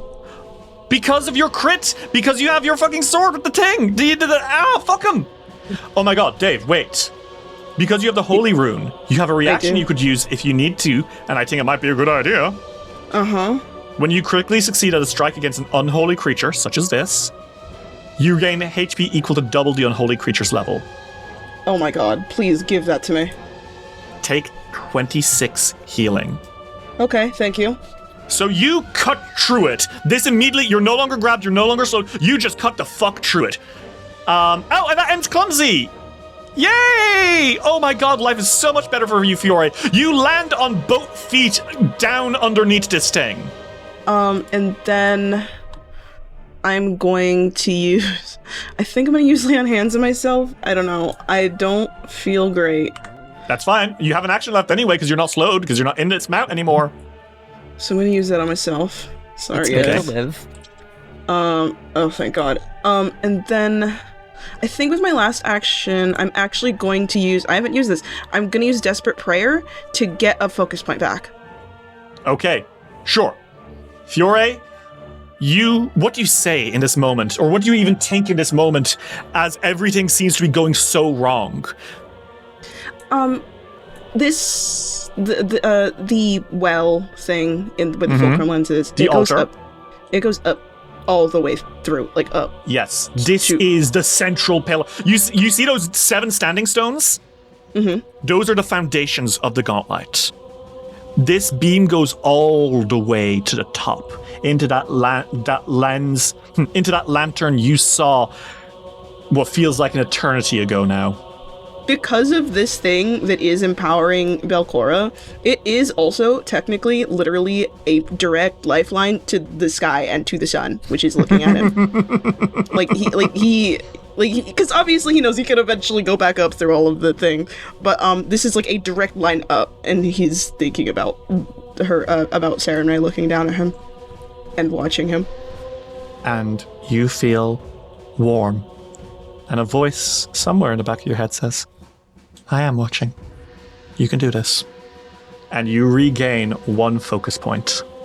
Thank you. Oh my god. And as your turn ends, it is Belcorra Haruvex's turn. She snarls, and I think she's going to use her scary ability, Corrupting Gaze.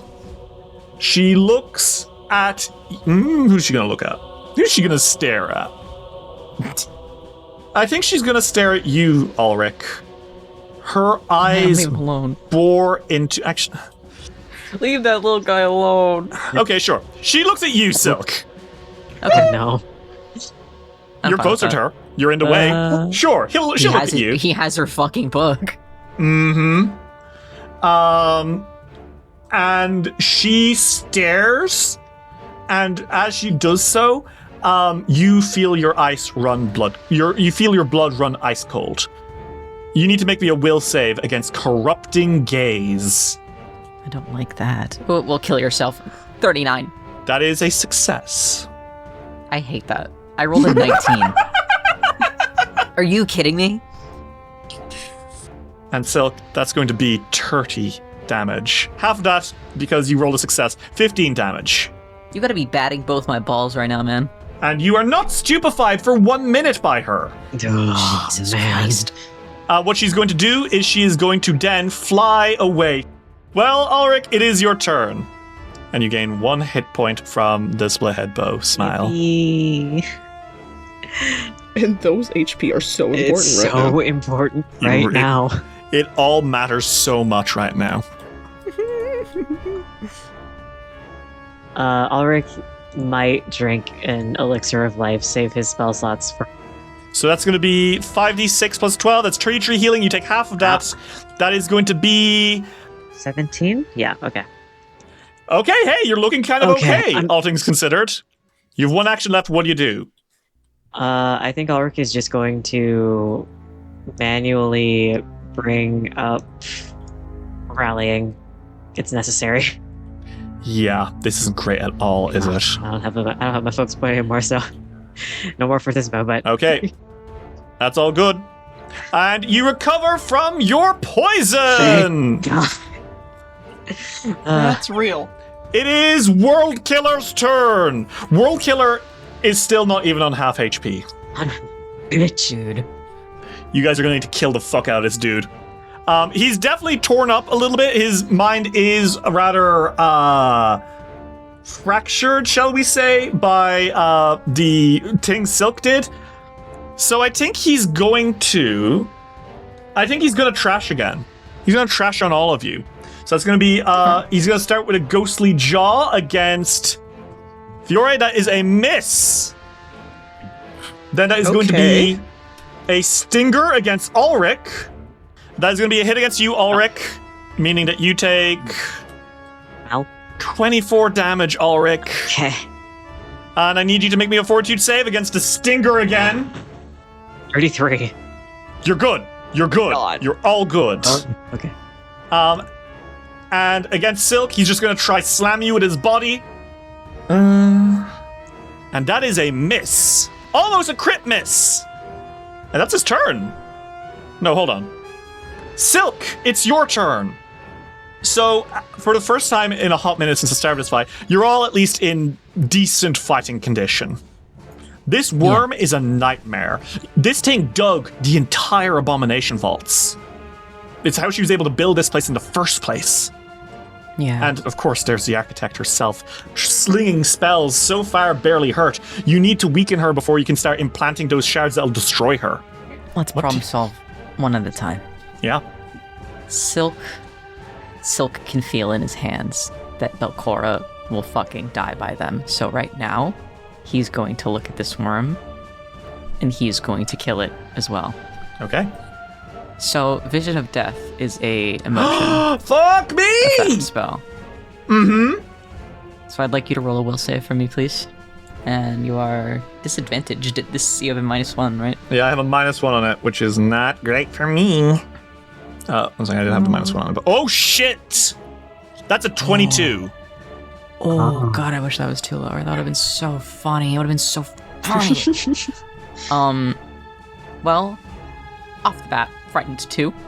Oh my god. And that is going to be 32 damage to this thing. But what's going to happen now is it's going to be frightened 2, which means all of its saves are 2 lower, its attacks are 2 lower. So if anyone follows up on further things against it, it'll be way more vulnerable. And you have 1 action left, Silk. What do you do? Life is beautiful. You're just about past the halfway mark on the worm now. Yeah. I'm going to... Why not? Treat myself. Hand of the apprentice to this worm. Ah, feck it, right? Ah, fuck it. Excuse me? You heard me. Oh shit, that's a crit! Oh my god. Oh my god! Oh my god, and you have fatal shit? Oh my god, oh my god, oh my god, oh my god, oh my god. I do have fatal, is the issue, is the problem. 39. 39 damage! It takes that. Silk, you power a terrible shot into this thing, and as you do, you see holes starting to open in the worm. And not like, oh, you can see inside its flesh. No. There is like Swiss cheese. There are just gaps appearing in the worm's body. I just hope you know that Silk is standing, looking up at it, and it can see him. It can see him looking. And he just has the fucking Whispering Reeds, like, really scary status affecting in one hand, and the gun in his other, smoking, is still pointed towards its head. That's gorgeous. Silk, you hit that beautiful. shit hard.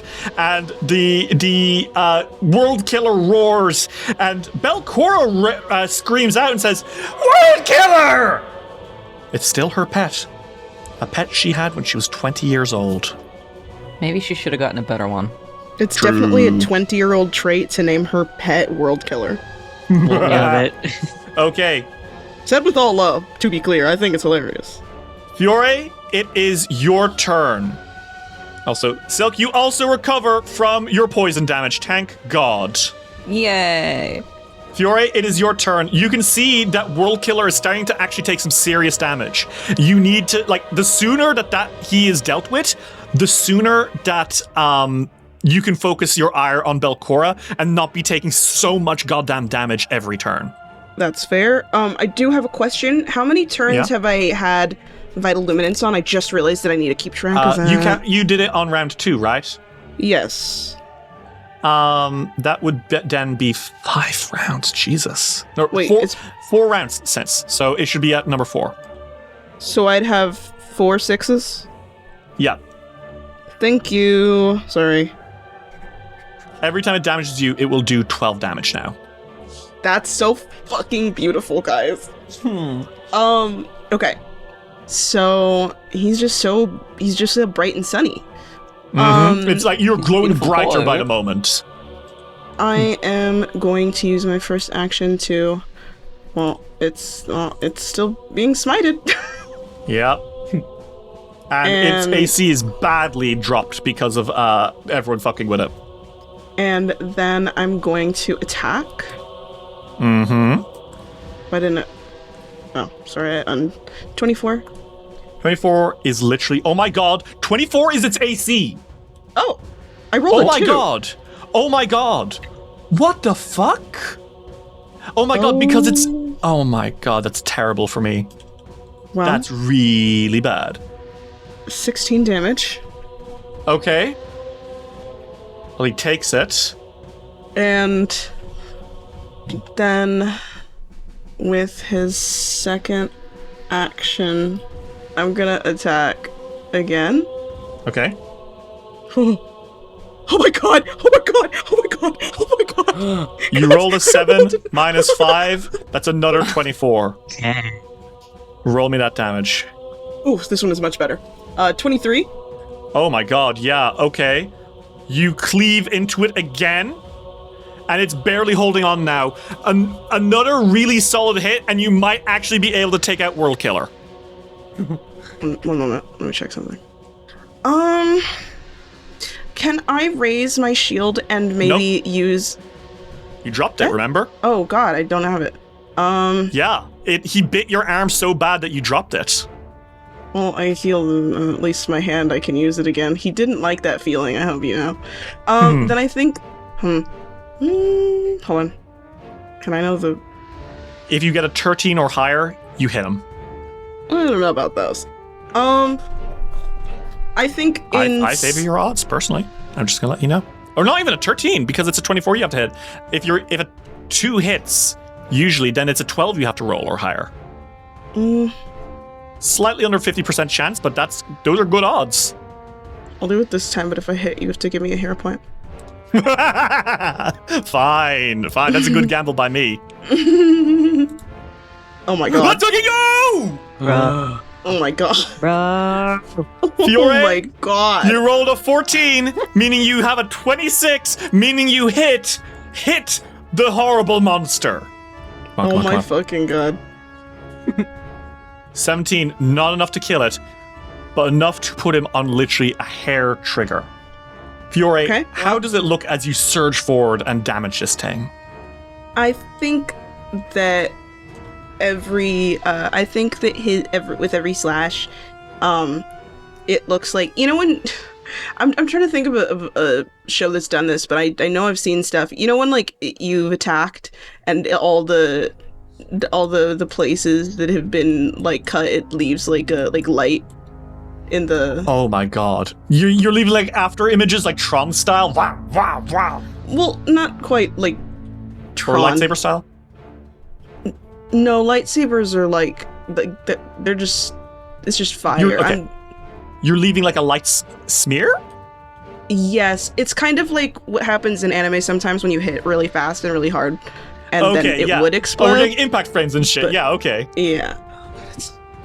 Fiore, as you slash and savage into this thing, Belcorra screams, "You filthy sun kisser! I'll have your head! Release my pet!" Stop trying to make him kill me!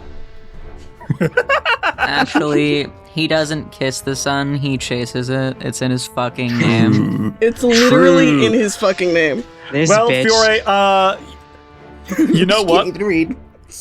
Fiore,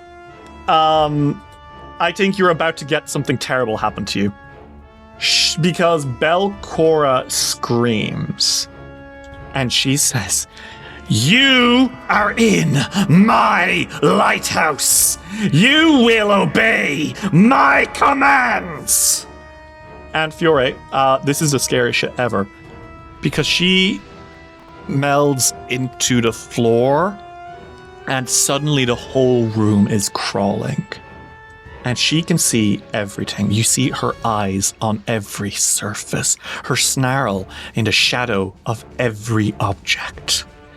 And then the hands emerge. Because she uses Haunted Lighthouse. Once every 10 minutes, Belcorra extends her presence throughout the lowest 3 levels of the gauntlet until the end of her next turn. Nope. She can see with the benefits of all-around vision and can make ghostly hand attacks or use special abilities originating from any surface in this area.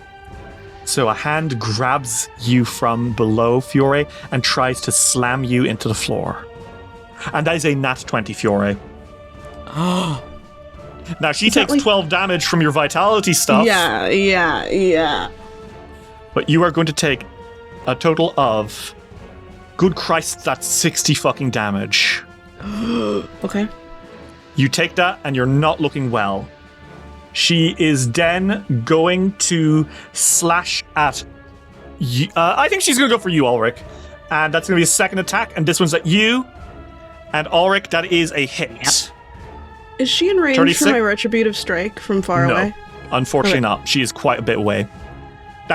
She was able to get here using her Haunted Lighthouse ability.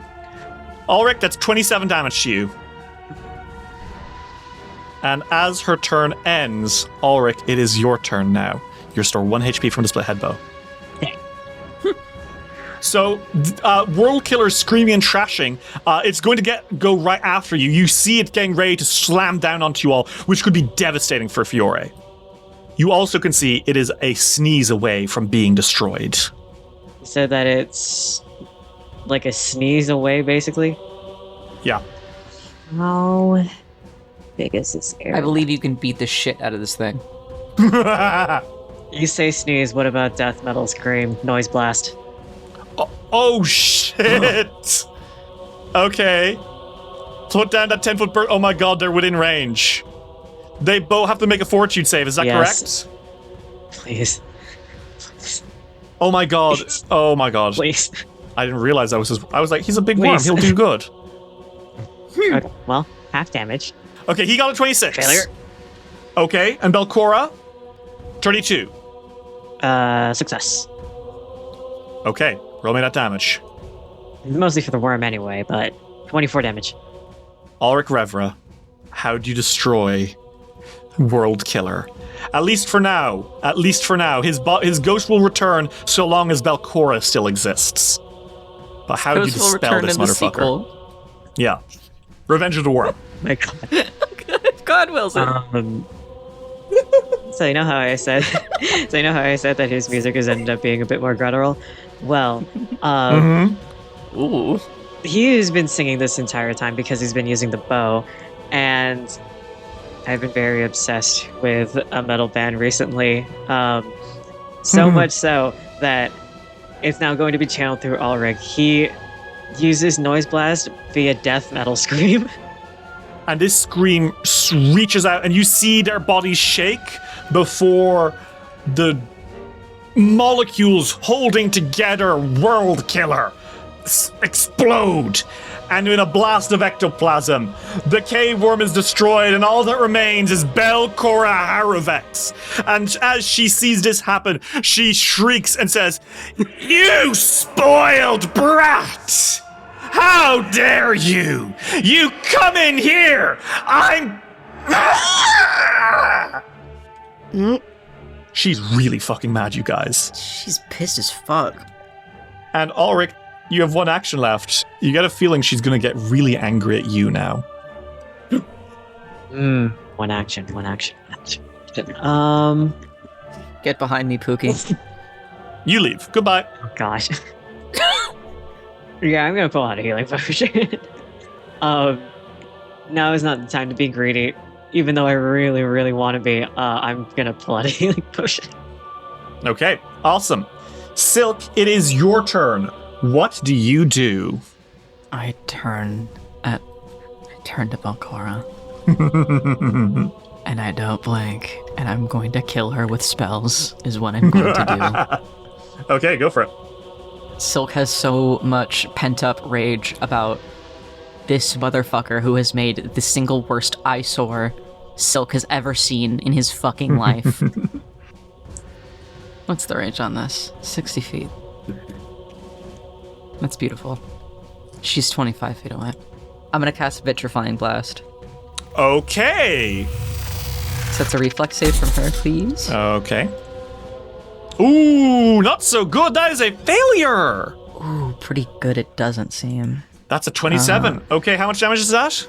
So that's gonna be 28 damage, and she's slowed 1. Oh, God. Oh, you asshole. She gains weakness to sonic and bludgeoning damage. The weakness is equal to 3 times the slowed value it has from this spell. The target must attempt a fortitude save at the end of each of its turns. This ongoing save has the incapacitation trait. On a failed save, the creature's slowed value increases by 1, or by 2 on a critical failure. Okay. Maximum, it can be a slowed 3. Awesome. I hate you. Good. You should. I'm so angry. I was literally prepping for my next turn to be a tree action spell, and now I can't do that. Fuck you. Aren't you so glad that you have the most beautiful wizard in your party? No. So, next in the order, do you have any actions left, or is that it? That was 2 actions. Yes, you have 1 action left. I shoot her in the face. Yeah, okay, go for it. Evidently not. That is a miss, unfortunately. She dashes out of the way, unfortunately, and she's shrieking as you see glass kind of like coming up her ghostly form, and she says, "Ah! And what are you doing to me? What do you think this is?" I'm doing what I do with all pests. You get the feeling she genuinely does not know what this spell is. You get the feeling it might have been invented in the last 500 years, and she's never seen this before. Oh my god, she doesn't know what a gun is. She doesn't know. She thinks it's a weird wand. Oh my god. Well, it kind of is a weird wand, isn't it? Fiore, it is your turn. Your Vital Luminance is now Vital Luminance 5, meaning that anyone who does damage to you now takes 15 vitality damage. I'm going to use Lay on Hands on myself. Okay, this is your last focus point, period, right? Yeah, yes it is. I'm on death's door and I need to be in her face, so. You are a melee, you have to be tanking her. You should do this. So please look out for me. Well, he runs up to her. Okay. You charge forward, ending your turn in that river of algae beneath you. It's not that deep, it just comes up to your knees, and you are now staring at her. What do you do? He's gonna attack her with the Rosa Aurea. Okay, go for it. Damn. 26. That is a miss, I'm afraid.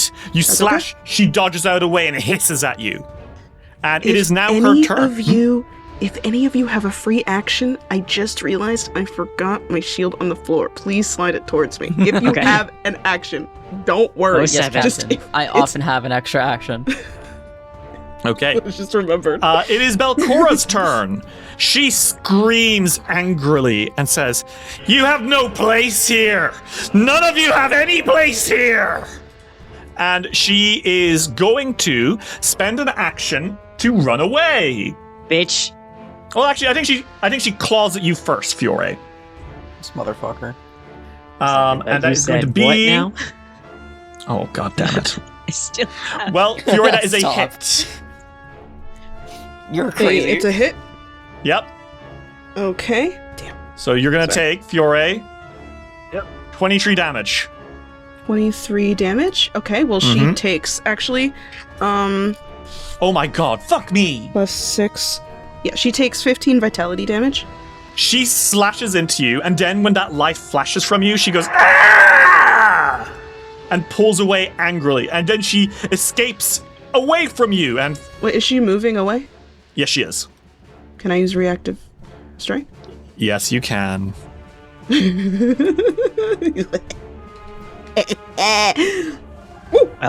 That's a hit! 39. Almost a crit. Almost a crit.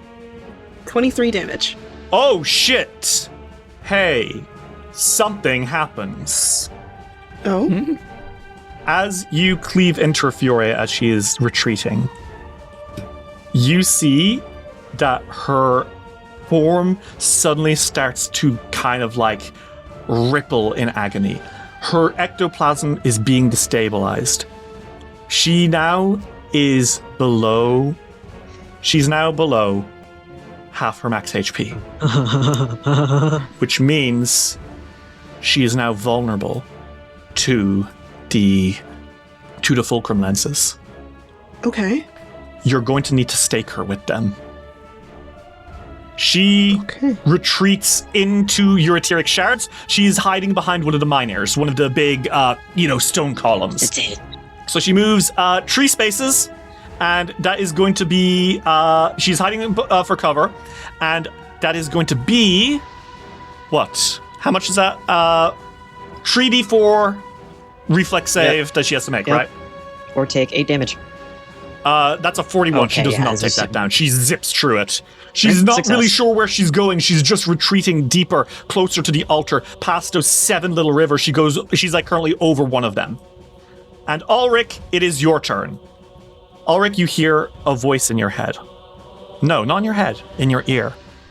Mm-hmm. Things aren't easy, Ulrich, but you must persevere. I believe in you. And you hear the voice of Asaphana Menhims urging you to do what's right. In your bag, Ulrich, you have the Crimson Fulcrum Lens. If you take it out and hold it, you can use a 2-action ability while next to her to push this thing into her. On a hit, you force the splinter of Nhimbaloth's essence from the lens to possess the target. The target becomes invested in the lens, and it will gain the lens's powers. But you're looking to overload her here, so that's what you're doing. Okay. Oh, she is quite a distance. Yeah. But it's the only way you can destroy her. You cannot kill her. If you kill her, guys, she will just come back later at full HP. Alright, well. How far away am I right now? 40. Fucking triple lenser. Yeah, fuck it. Blast her! One after the other. Let's go, baby. We all all got got one. one. 45. My move speed now is like, what, 30? Your move speed currently is 30, yes. That won't be enough. Because of Asaphana's boost that gives you a move... No, it's because of Otari's boost that gives you a jump to your move speed. Yeah. Okay, well then Ulrich is probably going to potion up, because I just realized what my health is and I have the thing in my hands now. Yeah. Owie. Might be an idea to even consider dispelling the etheric shards if you're going to be running up the melee. Yeah. Potion go. To dismiss a spell, it's 1 action as a heads up. Darn it. Okay. Not something you have to do this turn, but it might be an idea for when you get up. Then Ulrich is going to actually take Fiore's shield and run up to the edge over here and pass it to him. Okay. Thank you. Ulrich, you drink the potion, pick up the shield, and you run over. Fiora will need to take an action to take it from you, but you are up next to him, staring out into the altar of the empty vault as the beam of light shoots up and Belcorra lurks around a corner. Silk, it's your turn. You hear a voice in your ear, too. You've done a lot of study for this. I think it's time that hard work pay off. Let's put this to rest, shall we? Once and for all. As our Mavdian spirit speaks to you through the ochre fulcrum lens. What corner did I see her go behind? You know that she ran over to the miner here. Okay. Could literally get there in 1 action, and I will do just that. You sprint over, and then as you turn a corner, Silk, oh god, there she is. Oh, right God, there behind she is. the miner. Her head swivels to look at you. To use the lens on her, do I have to be right up Yes, to her? Or is you this have close to be enough? adjacent. Okay. Damn. So sad. I really wanted to triple lens her. You might still be able to. The next round, yeah.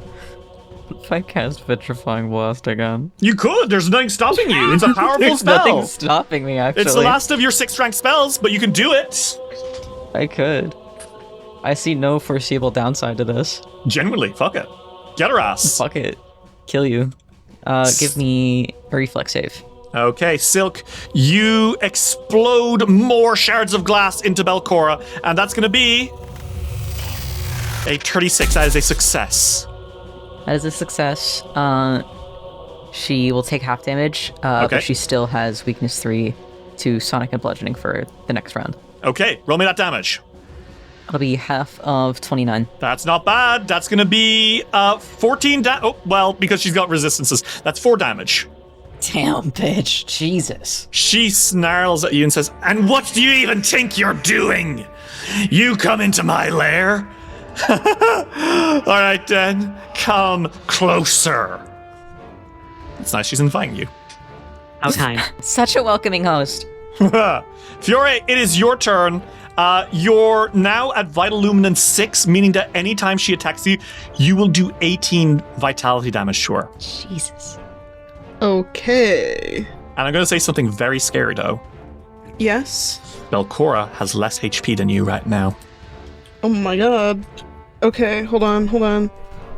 Okay. Well, Ulrich's holding out the shield for you. Okay. And I can basically tell where she is, correct? Yes, but also, Uh-huh. you hear something, Fiore. Yes. Come on. Let's make Otari proud, huh? Go forward, kid, and kick her ass. As Volrajani urges you with the Emerald Fulcrum Lens to strike. I think he takes his shield, and then he's gonna run towards where she is. Mm-hmm. And then what's the save? Pincer her. It's a basic reflex save. You have to beat a 30, which is perfect. You're fine. I did. 33. Yep, all good. 33. All right. Okay. Well, then I picked it up and I moved, and You are now in her space. You rush up. Does Fiora take like half damage, or is it just how's it work?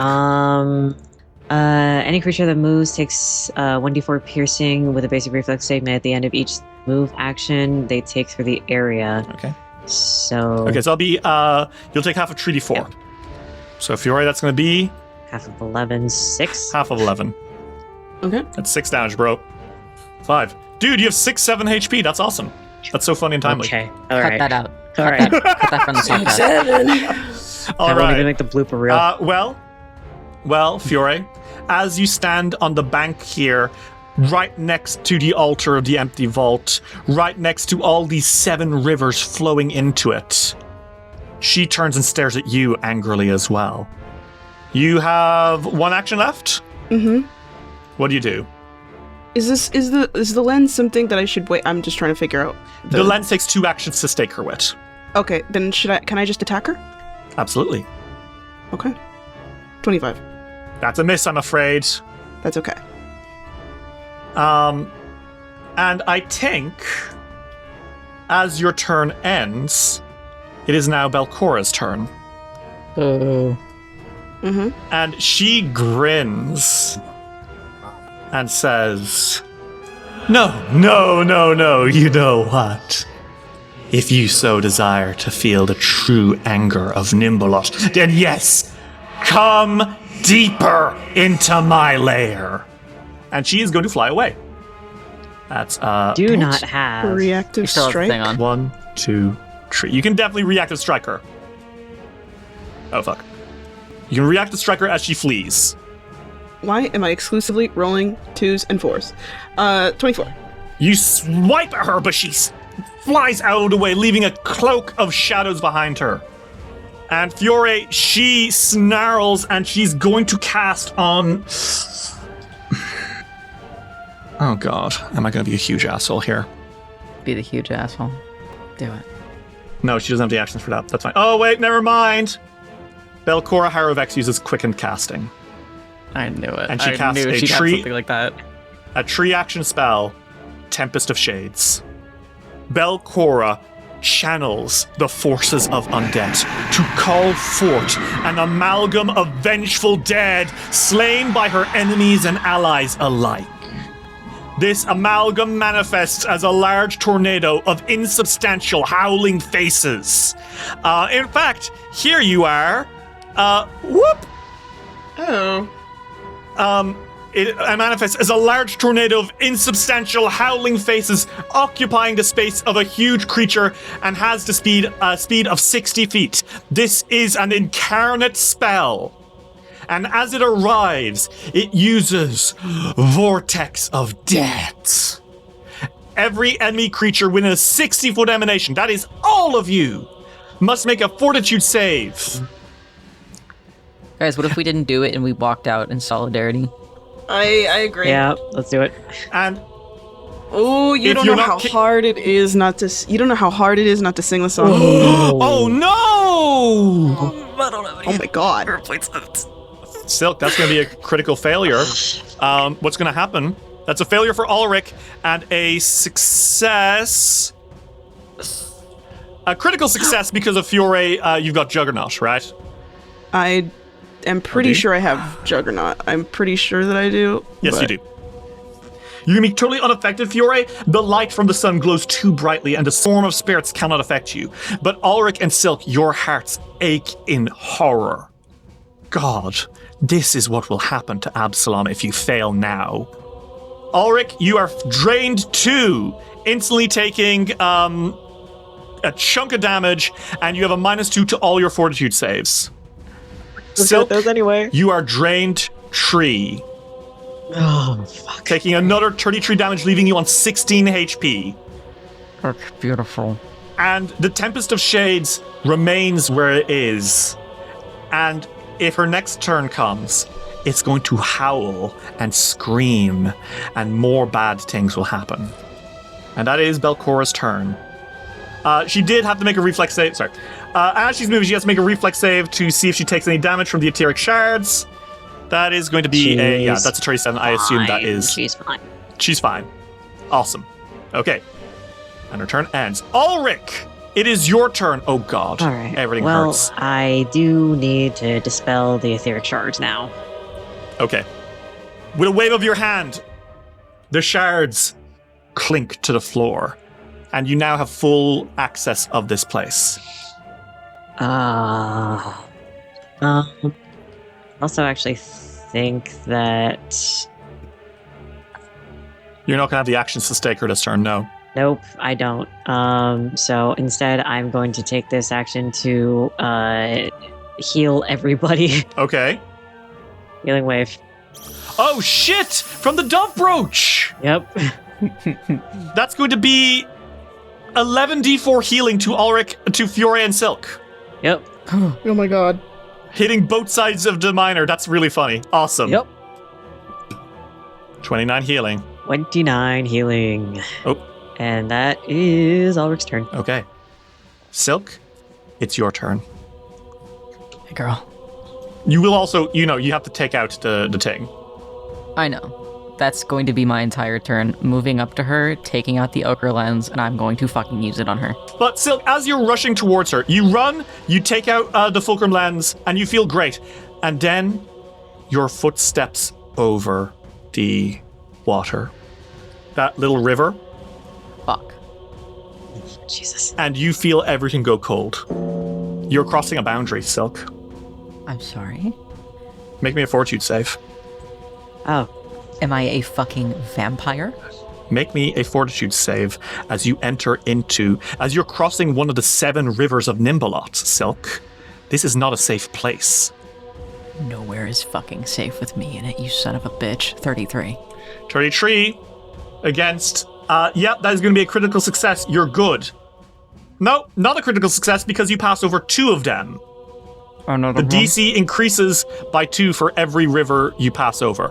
So that makes it from a DC 22 to a DC 24. That's awesome. So you don't become doomed. I'll take it. Okay. Hey, I won't Silk. complain. I'll take it. Hey, Silk. Mm-hmm. Every river you cross is going to make this happen again. And just so you know, you're already doomed 1. Do you know what happens if your doomed condition gets better than your would-be dying condition? You just... You just die. die. I know. And Belcorra seems to now be trying to nimbly run around these little rivers. She can try. Well, you have the fulcrum lens in your hand. Now what? I'm going to activate it. Okay. Make me that spell attack roll. It has a plus 21. Oh, thank God. 39. That is a hit. Silk! As you surge forward and push that lens into her, suddenly a wave of ochre passes through her, and her eyebrow furrows. And you see her kind of shiver, and the room gets a little colder. And she looks at you and laughs and looks down and says, "The fulcrum lenses! You've gathered them for me, and you give them to me? You sad, pathetic child! Don't you know what you're doing? You are making me so much stronger." Fiore, it is your turn. Crossing over these rivers is going to be perilous. Okay. Well, he's gonna do it anyways because he has to. And then he's gonna pull out his own fulcrum lens and he's gonna stake her, I think. Make me a fortitude save as you rush past these rivers. Okay. 27. That's enough. You pass. You do not become doomed. Okay. And then to stake her, it's a spell attack? That is correct. 38. That's another success. Fiore, you push it into her, and there's another flash, this time an emerald flash. And her eyes narrow as this is happening, and she says, "What are you doing? What do you think you're doing?" I know I'm stopping you. And her turn starts again as we hit round 10 of combat. And as round 10 happens, you hear a shriek, then a second shriek, and many shrieks as Tempest of Shades activates, and it uses its Depart ability, Howl of Eternity. The Vengeful Dead lets out an anguished scream. All your enemies within the 100-foot emanation must make a will save. 28. 34. 34 succeeds. 32. Fails, and Fiore fails too. Suck my balls, suck my balls, suck my balls. Ooh, you want to suck my balls so bad. As the Tempest of Shade screams, Silk and Fiore, you two are both filled with fear. And you are both going to gain... You're both going to become Frightened Tree. Okay. I am pretty sure that I have something against that. I'm pretty sure that I don't remember where it is, but I think it's something like Aura of Courage. Whenever you become frightened, reduce the condition value by 1. At the end of your turn, each ally also reduces their condition by 1. Okay, so I'm only frightened 2. That's correct. Okay. And Ulrich, you are, because you succeeded, you are only frightened 1. Belcorra snarls, and she is going to fly 1, 2. She's going to fly all the way over here. And she's... Den is going to point, and she looks at you, Ulrich, because she recognizes as the Tempest of Shades vanishes. I think she says, "I don't know what you're up to, but I know things happen in trees, and I'm not letting you get any closer, rabbit. And I need you to make a will save against Vision of Death." It's a hero point. That's a hero point. That's a hero point. Oh, I you are saved the so hero point lucky just you for this. saved your I hero point, saved because that the is a hero crit point. fail. Ulrich, that would have been Frightened 4 and Fleeing. Crit success my because of God. Performer's Heart. Fuck you, bitch. Ulrich, how does this look? How do you stop yourself from turning and running at the most crucial moment? I think the way that we did not discuss this yet, but for the past few days, Ulrich's hood has been sort of on and off for the most part. At the start of this, his hood was semi-on, and when she hits him with the Vision of Death, I like to think that his eyes go black again, and there's an invisible shield that bubbles around him, and Oh my god. The spell like blows a gust of wind that knocks the hood away. Oh, fuck yes! Fire. And he says, desperation tactics are not enough for me to fear you. Maybe once, never again. Holy shit, dude. Okay, Ulrich. That is her turn, and it is your turn.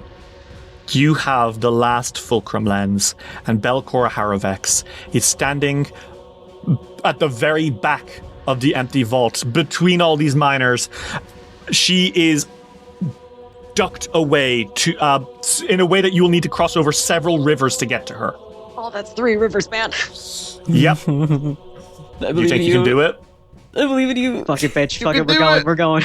Ulrich, as he's running, he takes out the crimson lens and he fucking stuffs it through her chest and knocks his fist on the frickin' wall behind him. Okay. Ulrich, I need you to make me a fortitude save as you just passed 3 rivers of Nhimbaloth. Oh. And that's why we're great by now. 24. That is a failure, and you increase your doomed condition by 1. Yep.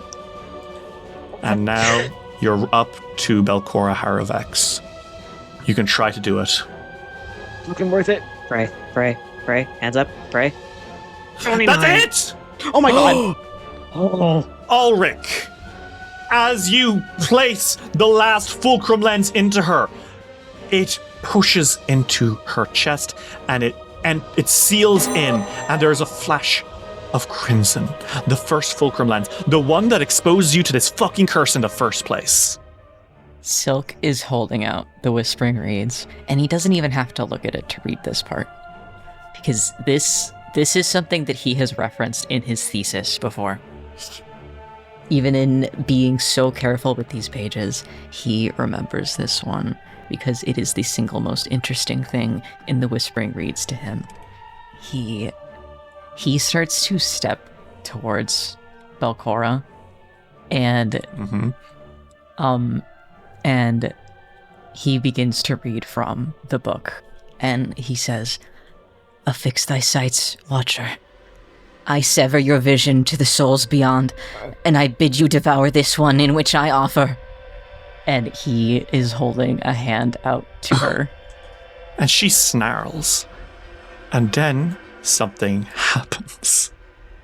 As this happens, you all suddenly feel the world shaking. A tremendous and hideous wail emanates from somewhere beyond this chamber. Indeed, it seems from somewhere beyond the universe. Silk, what do you say? Empty death, sate your lust for destruction and take this blight to rot and be forgotten. Oh my god. Oh my god. A terrible blackish grey mist seeps into the room. It stinks of a fetid bog and leaves a layer of cloying, slimy water upon everything it passes. The mist twists in shape and form, with 7-fingered tentacles appearing and disappearing in the fog. This misty incarnation envelops Belcorra, who screams because she is afraid. No, I deserve your power, not your attention. My debt is full of rage and strength. It is not empty. And yet, despite these protests, those 7 fingers pull Belcorra apart into the mist. And I need all of you to please make me a will save after witnessing Nhimbaloth herself appear. Okay. Wasn't a pretty sight. 31. Success for Silk. 35. That is a success for Fiore. Ulrich? 20. That is a critical failure. Ulrich, you are paralyzed for 1d4 rounds. That's going to be for 4 rounds. You now hear another noise. Everyone? What's that? You hear a loud bang very far up ahead of you. and then another loud bang, and you realize what is happening. Everyone, rocks begin to fall from the ceiling. Everything is shaking. The gauntlet is collapsing. Oh my god. My fucking god. The gauntlet has fallen. That room with the purple worm's corpse, it has fallen. The room that Silk, you were attacked by the ghouls has fallen, and it's going to keep falling. But Ulrich is frozen still. And there are those horrible rivers that will doom you when you pass them. Silk is immediately crossing them. Okay, make me a fortitude save. I'll fucking fail them, who cares? Not actually though, I do care. I care Well, a that lot. would kill you, and that would be the end of the game. Oh, it would be. 28. That is going to be a failure. Your doom condition rises to 3. Can I go help them get across? Yeah, I don't Fiore, care if it I is your still- turn. Well, I guess we don't have to do turns here. Fiore, do you want to run across? Yeah. Okay, and you know what? I'll allow you both to aid Ulrich. Smile. Smile. Fiore, make me that fortitude save.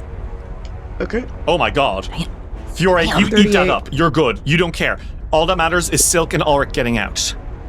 Ulrich, you are frozen in fear. You saw her. You saw her. Yeah. You saw Nhimbaloth.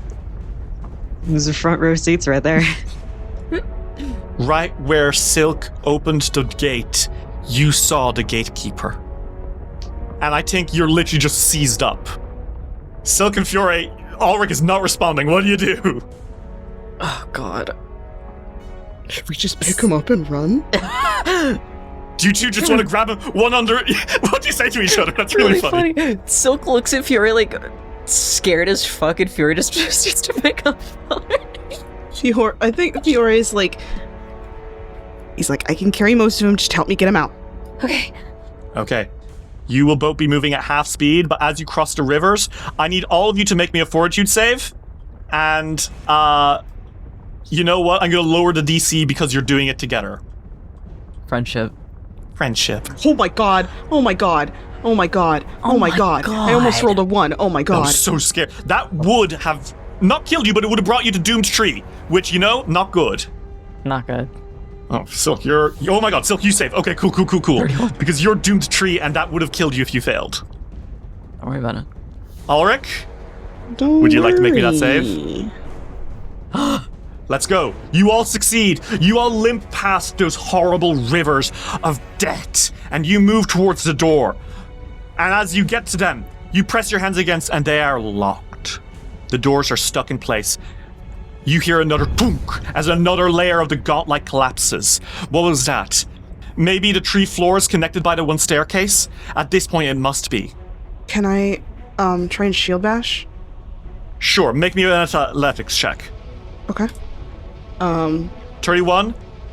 I think you shove it open, but it's still, like, it's not fully open yet. It's gonna need a little more juice. Silk, do you want to roll anything? Ulrich, I'd ask you, but you are paralyzed. Yeah, I bear my big fucking muscle arms, and I also shield bash him. I Yeah, fuck agree. I agree. True. No, you could use other things as well. If you have spells, I'll even let you cast a spell on the fucking thing. Fuck it. Oh, I was gonna say shoot the lock, but I can cast a spell on it. You can shoot a lock. I'll shoot the lock. I love my gun. Sure, make me an attack roll against it. I love my gun like I love my mom. Oh my god. That's- Bro, you shoot the fuck out of that I lock. love my mom a lot, I guess. That's a nat 20. Fiore is slamming against the door, and it is like pushing open, but Jesus, this thing was designed to trap you in here if the place collapsed. And you take your fucking gun, because you know what? Belcorra doesn't know what a goddamn gun is, and did not design this with guns in mind. You shoot that She did fucking not lock factor open. it into her fucking architecture. There is a slam, and the door swings open, and you all quickly haul ass through there. And literally moments later, there is a calamitous eruption from behind you, and you look as a cloud of dust sprays into your face, forcing you to shield your eyes closed. And then you see nothing, because on the other side of the door, there is nothing but rubble after a 500-year-old lighthouse deep in the swamp has collapsed in on itself. And the 3 of you stand there, and you have survived. You've won against Belcorra Haruvex. Saved Otari, saved Absalom, saved thousands of lives. You've done it. Ulrich, Fiore, and Silk. The three of you stand. Ulrich, you are coming back to, and suddenly everything kind of just settles on you. Oh my god, you did it. How are the three of you doing? I think Fiore falls onto his ass and he's like, oh my god. Okay. And we're alive. Okay. Silk is in a state. I can't tell if he's manic or in shock. Maybe both. Fuck it, right? Fuck it, both at the same time. And so I think that he's staring at what used to be a doorway. Yeah, it's just rubble, bro. That's nothing now. And for a second he thinks, wow, we're deep underground for that to be a thing. He's kind of jaw-slacked. He's kind of slack-jawed, and he looks over at Ulrich, and he looks at Fiore, and I think that he also kind of falls on his ass. The least graceful Silk has ever been, and frankly deserved. The least graceful he's been, and yet he like lands in that like anime pose where like his like legs are kind of splayed, you know, like his knees are pointed inwards. Of course, he's beautiful. Like, he's beautiful. Of course. Yep. He's Obviously. Duh. My god. Ulrich is on all fours. Absolutely in shock. First of all, because of seeing Nhimbaloth literally inches away from his hands, and secondly, they survived that. They actually fucking survived that. I did not think you... you know what? There was a part there with the worm. I genuinely did not think you were going to actually come out of this unscathed. I thought you were gonna kill one of us. 5 HP. Are you kidding me? I was on 5 HP at one point. I thought you were gonna kill America's favorite rabbit. I mean, and then Fiore was like, I think at 15 HP at one point too. And so you know what? You actually didn't do... Fine. You actually didn't do... You managed to keep your nose out of trouble for a second. That was good. You were about to kill America's favorite rabbit, and then you were about to kill America's favorite gay faggot. I was... okay. I was going to crush Silk in my mouth. Oh. But then you teleported out, so I guess I didn't get the chance. And then you were no longer near its head anymore, so...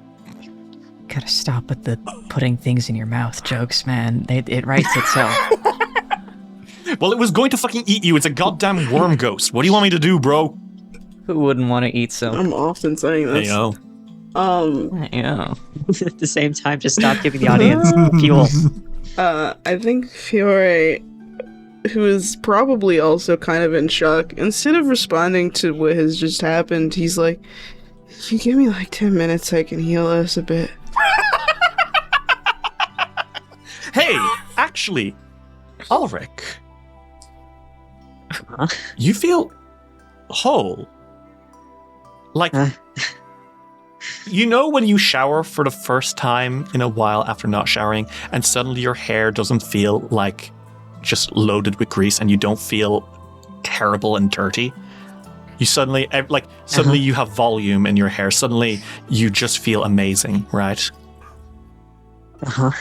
You feel good. Ulrich, you don't feel scared that something's watching you around the corner.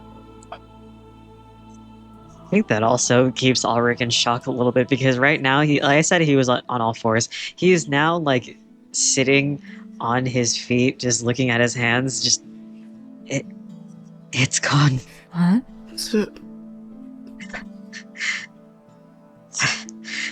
The past, it's finally gone. Oh, Silk tackles Ulrich. Ulrich fucking bear hugs Silk. He's just so happy right now. You're sure it's gone? You can't feel it anymore? This is the lightest I've felt in weeks. It's gone. Ever since you first got that fucking crimson lens. Yeah. That's amazing. I think Silk and Fiore are both on either side of Ulrich, and Silk is like clung to Ulrich from one side, and Fiore sees his face peek over like Ulrich's shoulder, and then one of Silk's hands reaches out towards Fiore and like makes a grabby motion. Well, Ulrich, apologies, but you're in a sandwich of two beautiful men. Are you fucking kidding me? Ulrich brings both of them to the biggest goddamn hug. He hugs and he goes, ow. I think Borbo flops out from your hat, Silk, and he looks up with these big, wide button eyes and says, Is it done? Is she actually gone? Like, truly, utterly gone? Ring the bells, Borbo, she's dead. I think he fucking just grasps onto your face, Silk, and just nuzzles and shit. He fucking drops to the floor and starts, like, running around in circles. Oh my gosh. You did it! You saved everyone! They couldn't have done it without you, Borbo. I was just comic relief and moral support, and sometimes vague hints. You hit the final blow. What are you talking about? True. Truth, Nuke. I really like that. Fiore's like, oh, I guess we did beat her. I'm sorry, I knew that we did, I just didn't think about it. I was mostly thinking about making sure that I got you guys out of the crumbling room.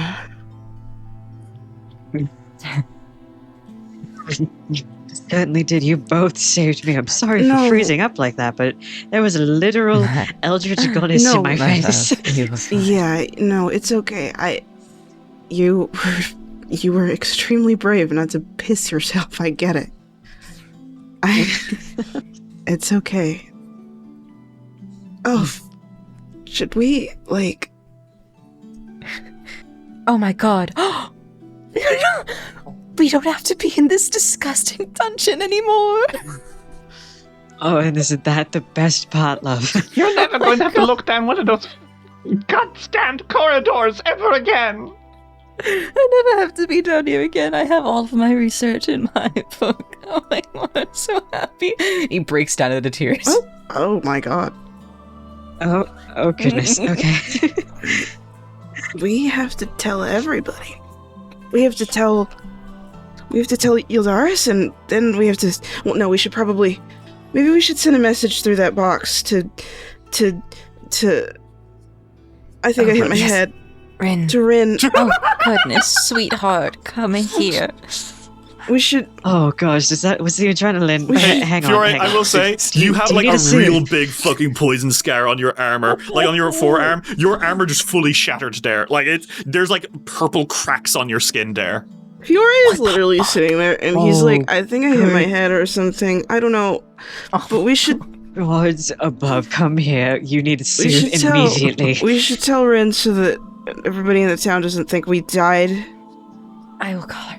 I will call Rin. Don't you worry your pretty little head. You call her. Fiore, take this immediately. And he puts both his hands on Fiore's face and casts soothe. Oh my god, so cute. You need healing more than any of us right now. That's not even true. He's got the most HP. You two motherfuckers are on 45 HP. He's got double of that. You're dying. I'm fine. He just says a Silk, you're doomed tree. I take out my beautiful Sylvan mirror and I hold it up to my face and I dial up Ren. Okay, you call up the mirror, and what you see is Rin panting as she's running, and she's like, Hi, Silk! Hey, I saw it! You saw what? Why are you running? What? What's Towards wrong? the gauntlet? What was the gauntlet? Nobody died! What do you mean, what was the gauntlet? She freezes and looks at you and says, Silk. Ulrich, Fiore, it's gone. What? Oh. What do you mean it's gone? It collapsed. As in... We're still inside. No, the lighthouse itself. The keep is still there. I assume most of the dungeon is there. But the lighthouse... You can't just say shit like that. You're making me scared. No, but it's gone. It collapsed. It fell inwards. From what I can see, it is just a hole. A hole that goes all the way down to the bottom. Wow. That's probably because we killed Belcorra. You can kind of see it. I figured that much, Silk. I was just saying, just in case you needed context. I don't know. You actually did it? And you survived. Everyone's alive. He turns the mirror towards Ulrich and Fiore. Oh my god, you all look like shit! Oh yeah. Weirdly enough, not Thanks. Silk. That's You, my doing. you always That's look our really doing. good, Silk. He tosses his hair. I mean, I might have taunted her quite a bit, but it's fine. I'm fine now. I bet that felt good No as longer fuck. cursed, by the way. Oh my god, really? Oh, it felt amazing. Yes, no longer cursed. Jesus. Desna's titties, that is good. Is that a saying? Don't say that. How vulgar. I'm not sure that's a saying. She's fine with this shit, dude. It's fine. Whatever. That's my deity's girlfriend you're talking about. Have some damn respect. It's my deity. Fuck you. Anyway, Hey, I'm kind of. it's. I don't even know also- how to properly process what's happening. It's also my. No, it's okay. I think I'm in shock. That or I hit my We're head. coming. I'm not entirely sure yet. We're coming already. The mayor, as soon as the collapse started, there's horses coming. I'm chasing after them. They have wagons and stuff to carry you home. That sounds pretty Yes. good. Do let them know that we're not dead. Yeah, okay. Yes. 1 second. Hey guys! They're alive! And you hear like distant cheers. That's pretty good. But yeah, we wanted to tell you so that you knew that it was okay and that we were not dead. I can see that. Yes. And I'm very, very, very proud of you. I'm all emotional now. The heroes I sent in saved everyone. You chose pretty good. It was not me who Yes. chose. And she flicks up a card. It was fate. Well, you enacted fate. You are our hero, Rin. By association, the celebration and the cheers should be towards you as well. You're the one who sent the flyers, by the way. Mhm. She just kind of grins, and then her eyes kind of drop down, and she looks up and says, Come home, guys. Otari needs you. I will, as soon as my legs let me get up. Give us a few minutes. We're gonna take a while. Taking a victory lap before we get home. Don't you worry. We'll see you soon, okay? We'll see you too. Hold up for us. We will. and do you end the call, as it were? Yeah. My favorite And joke it's just you guys again. that their number is 2. Well, her number's 3. Her number is 3. Mhm. Who's 1 and 2 on Silk's phone? Well, 1 is you. Because Oh. you... And 2 is... This is weird. You never asked. It was Belcorra. Oh, Slay? Can I dial 2 now? You could have called her all this it's, time, It's dude. so funny. You call her and you just hear, She's currently in the maw. As the 3 of you said, damn. I mean, now you really, if there was ever any doubt that you could call yourselves heroes. We fucking saved Absalom. Mm-hmm. What do you guys do? I don't even know it. They're all sitting on the floor, and Silk, I think that he's kind of sitting with a knee to Ulrich. To Ulrich's knee, and then he leans back against Fiore. Should we stop by Eldaris on the way up, or do we send a missive? Well, we should figure out actually how we will get out if well, a lighthouse above us is not but rubble. Well, what you know specifically is that, here, put it this way. Rest of the building is good? Yeah, the rest of the dungeon is totally fine. But it's every floor has had this circular area with the beam of light shining to the top. Mm-hmm. Each of those rooms is now gone. guys, It's why just a pit. didn't we speedrun by jumping down and then casting Featherfall at the last second? God, we're stupid. Why didn't we do that? I will also Man, say it would have been such a short that campaign. means, Silk, that you did, in fact, destroy... the room that you got turned into a ghoul did get blown up. It's gone. Oh, cosmic Oh, the justice. catharsis. Oh, the catharsis. Ooh. I think Fiore, because they were talking about, he was asking, Silk was asking about, should we go up? I think Fiore's like, well, I want to tell them, but I kind of think that we should give them a missive and then visit afterwards, because I think if we spend too much time down there, they're going to think we died on the way up. Oh, yes. That is a good point. So I think that we should go up and celebrate with Otari. and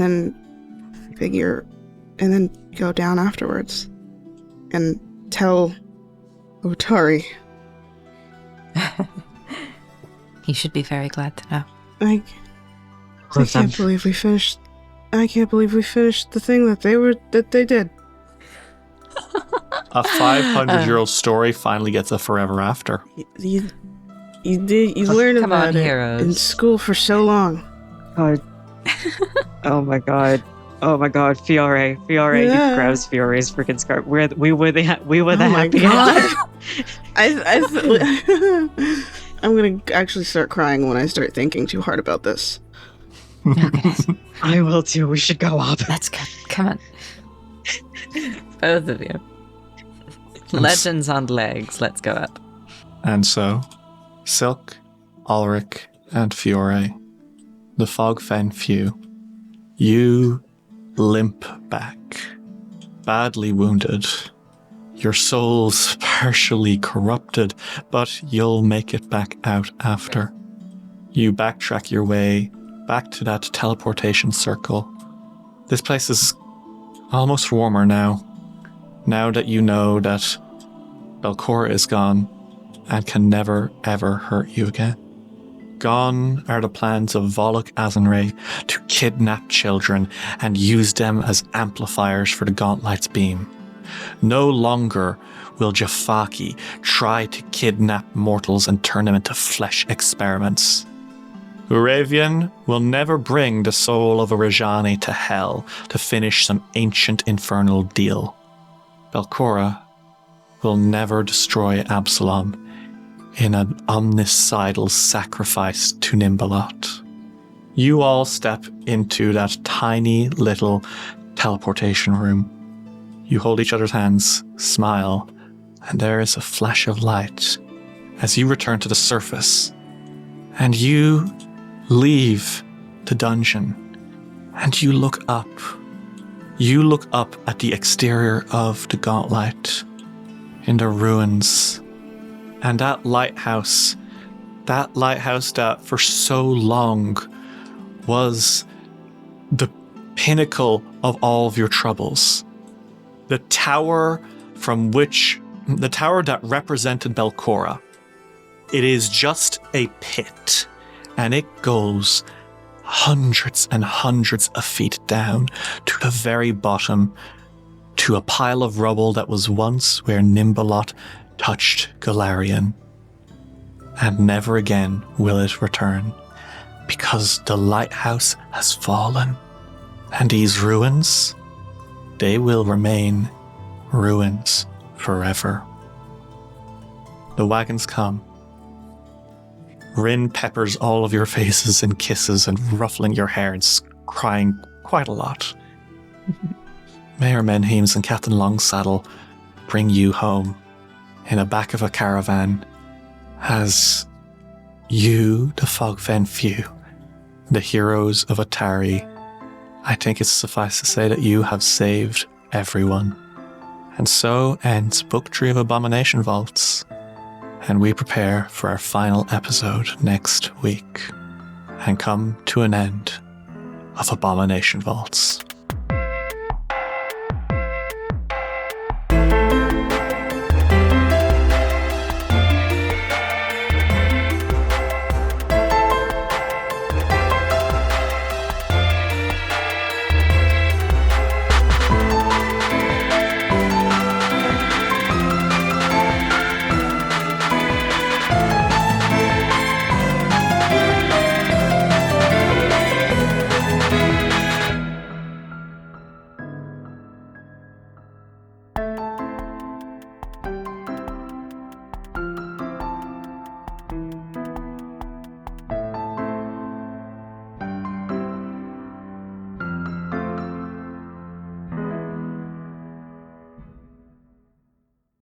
Hey there, I'm Hugh from Moderation.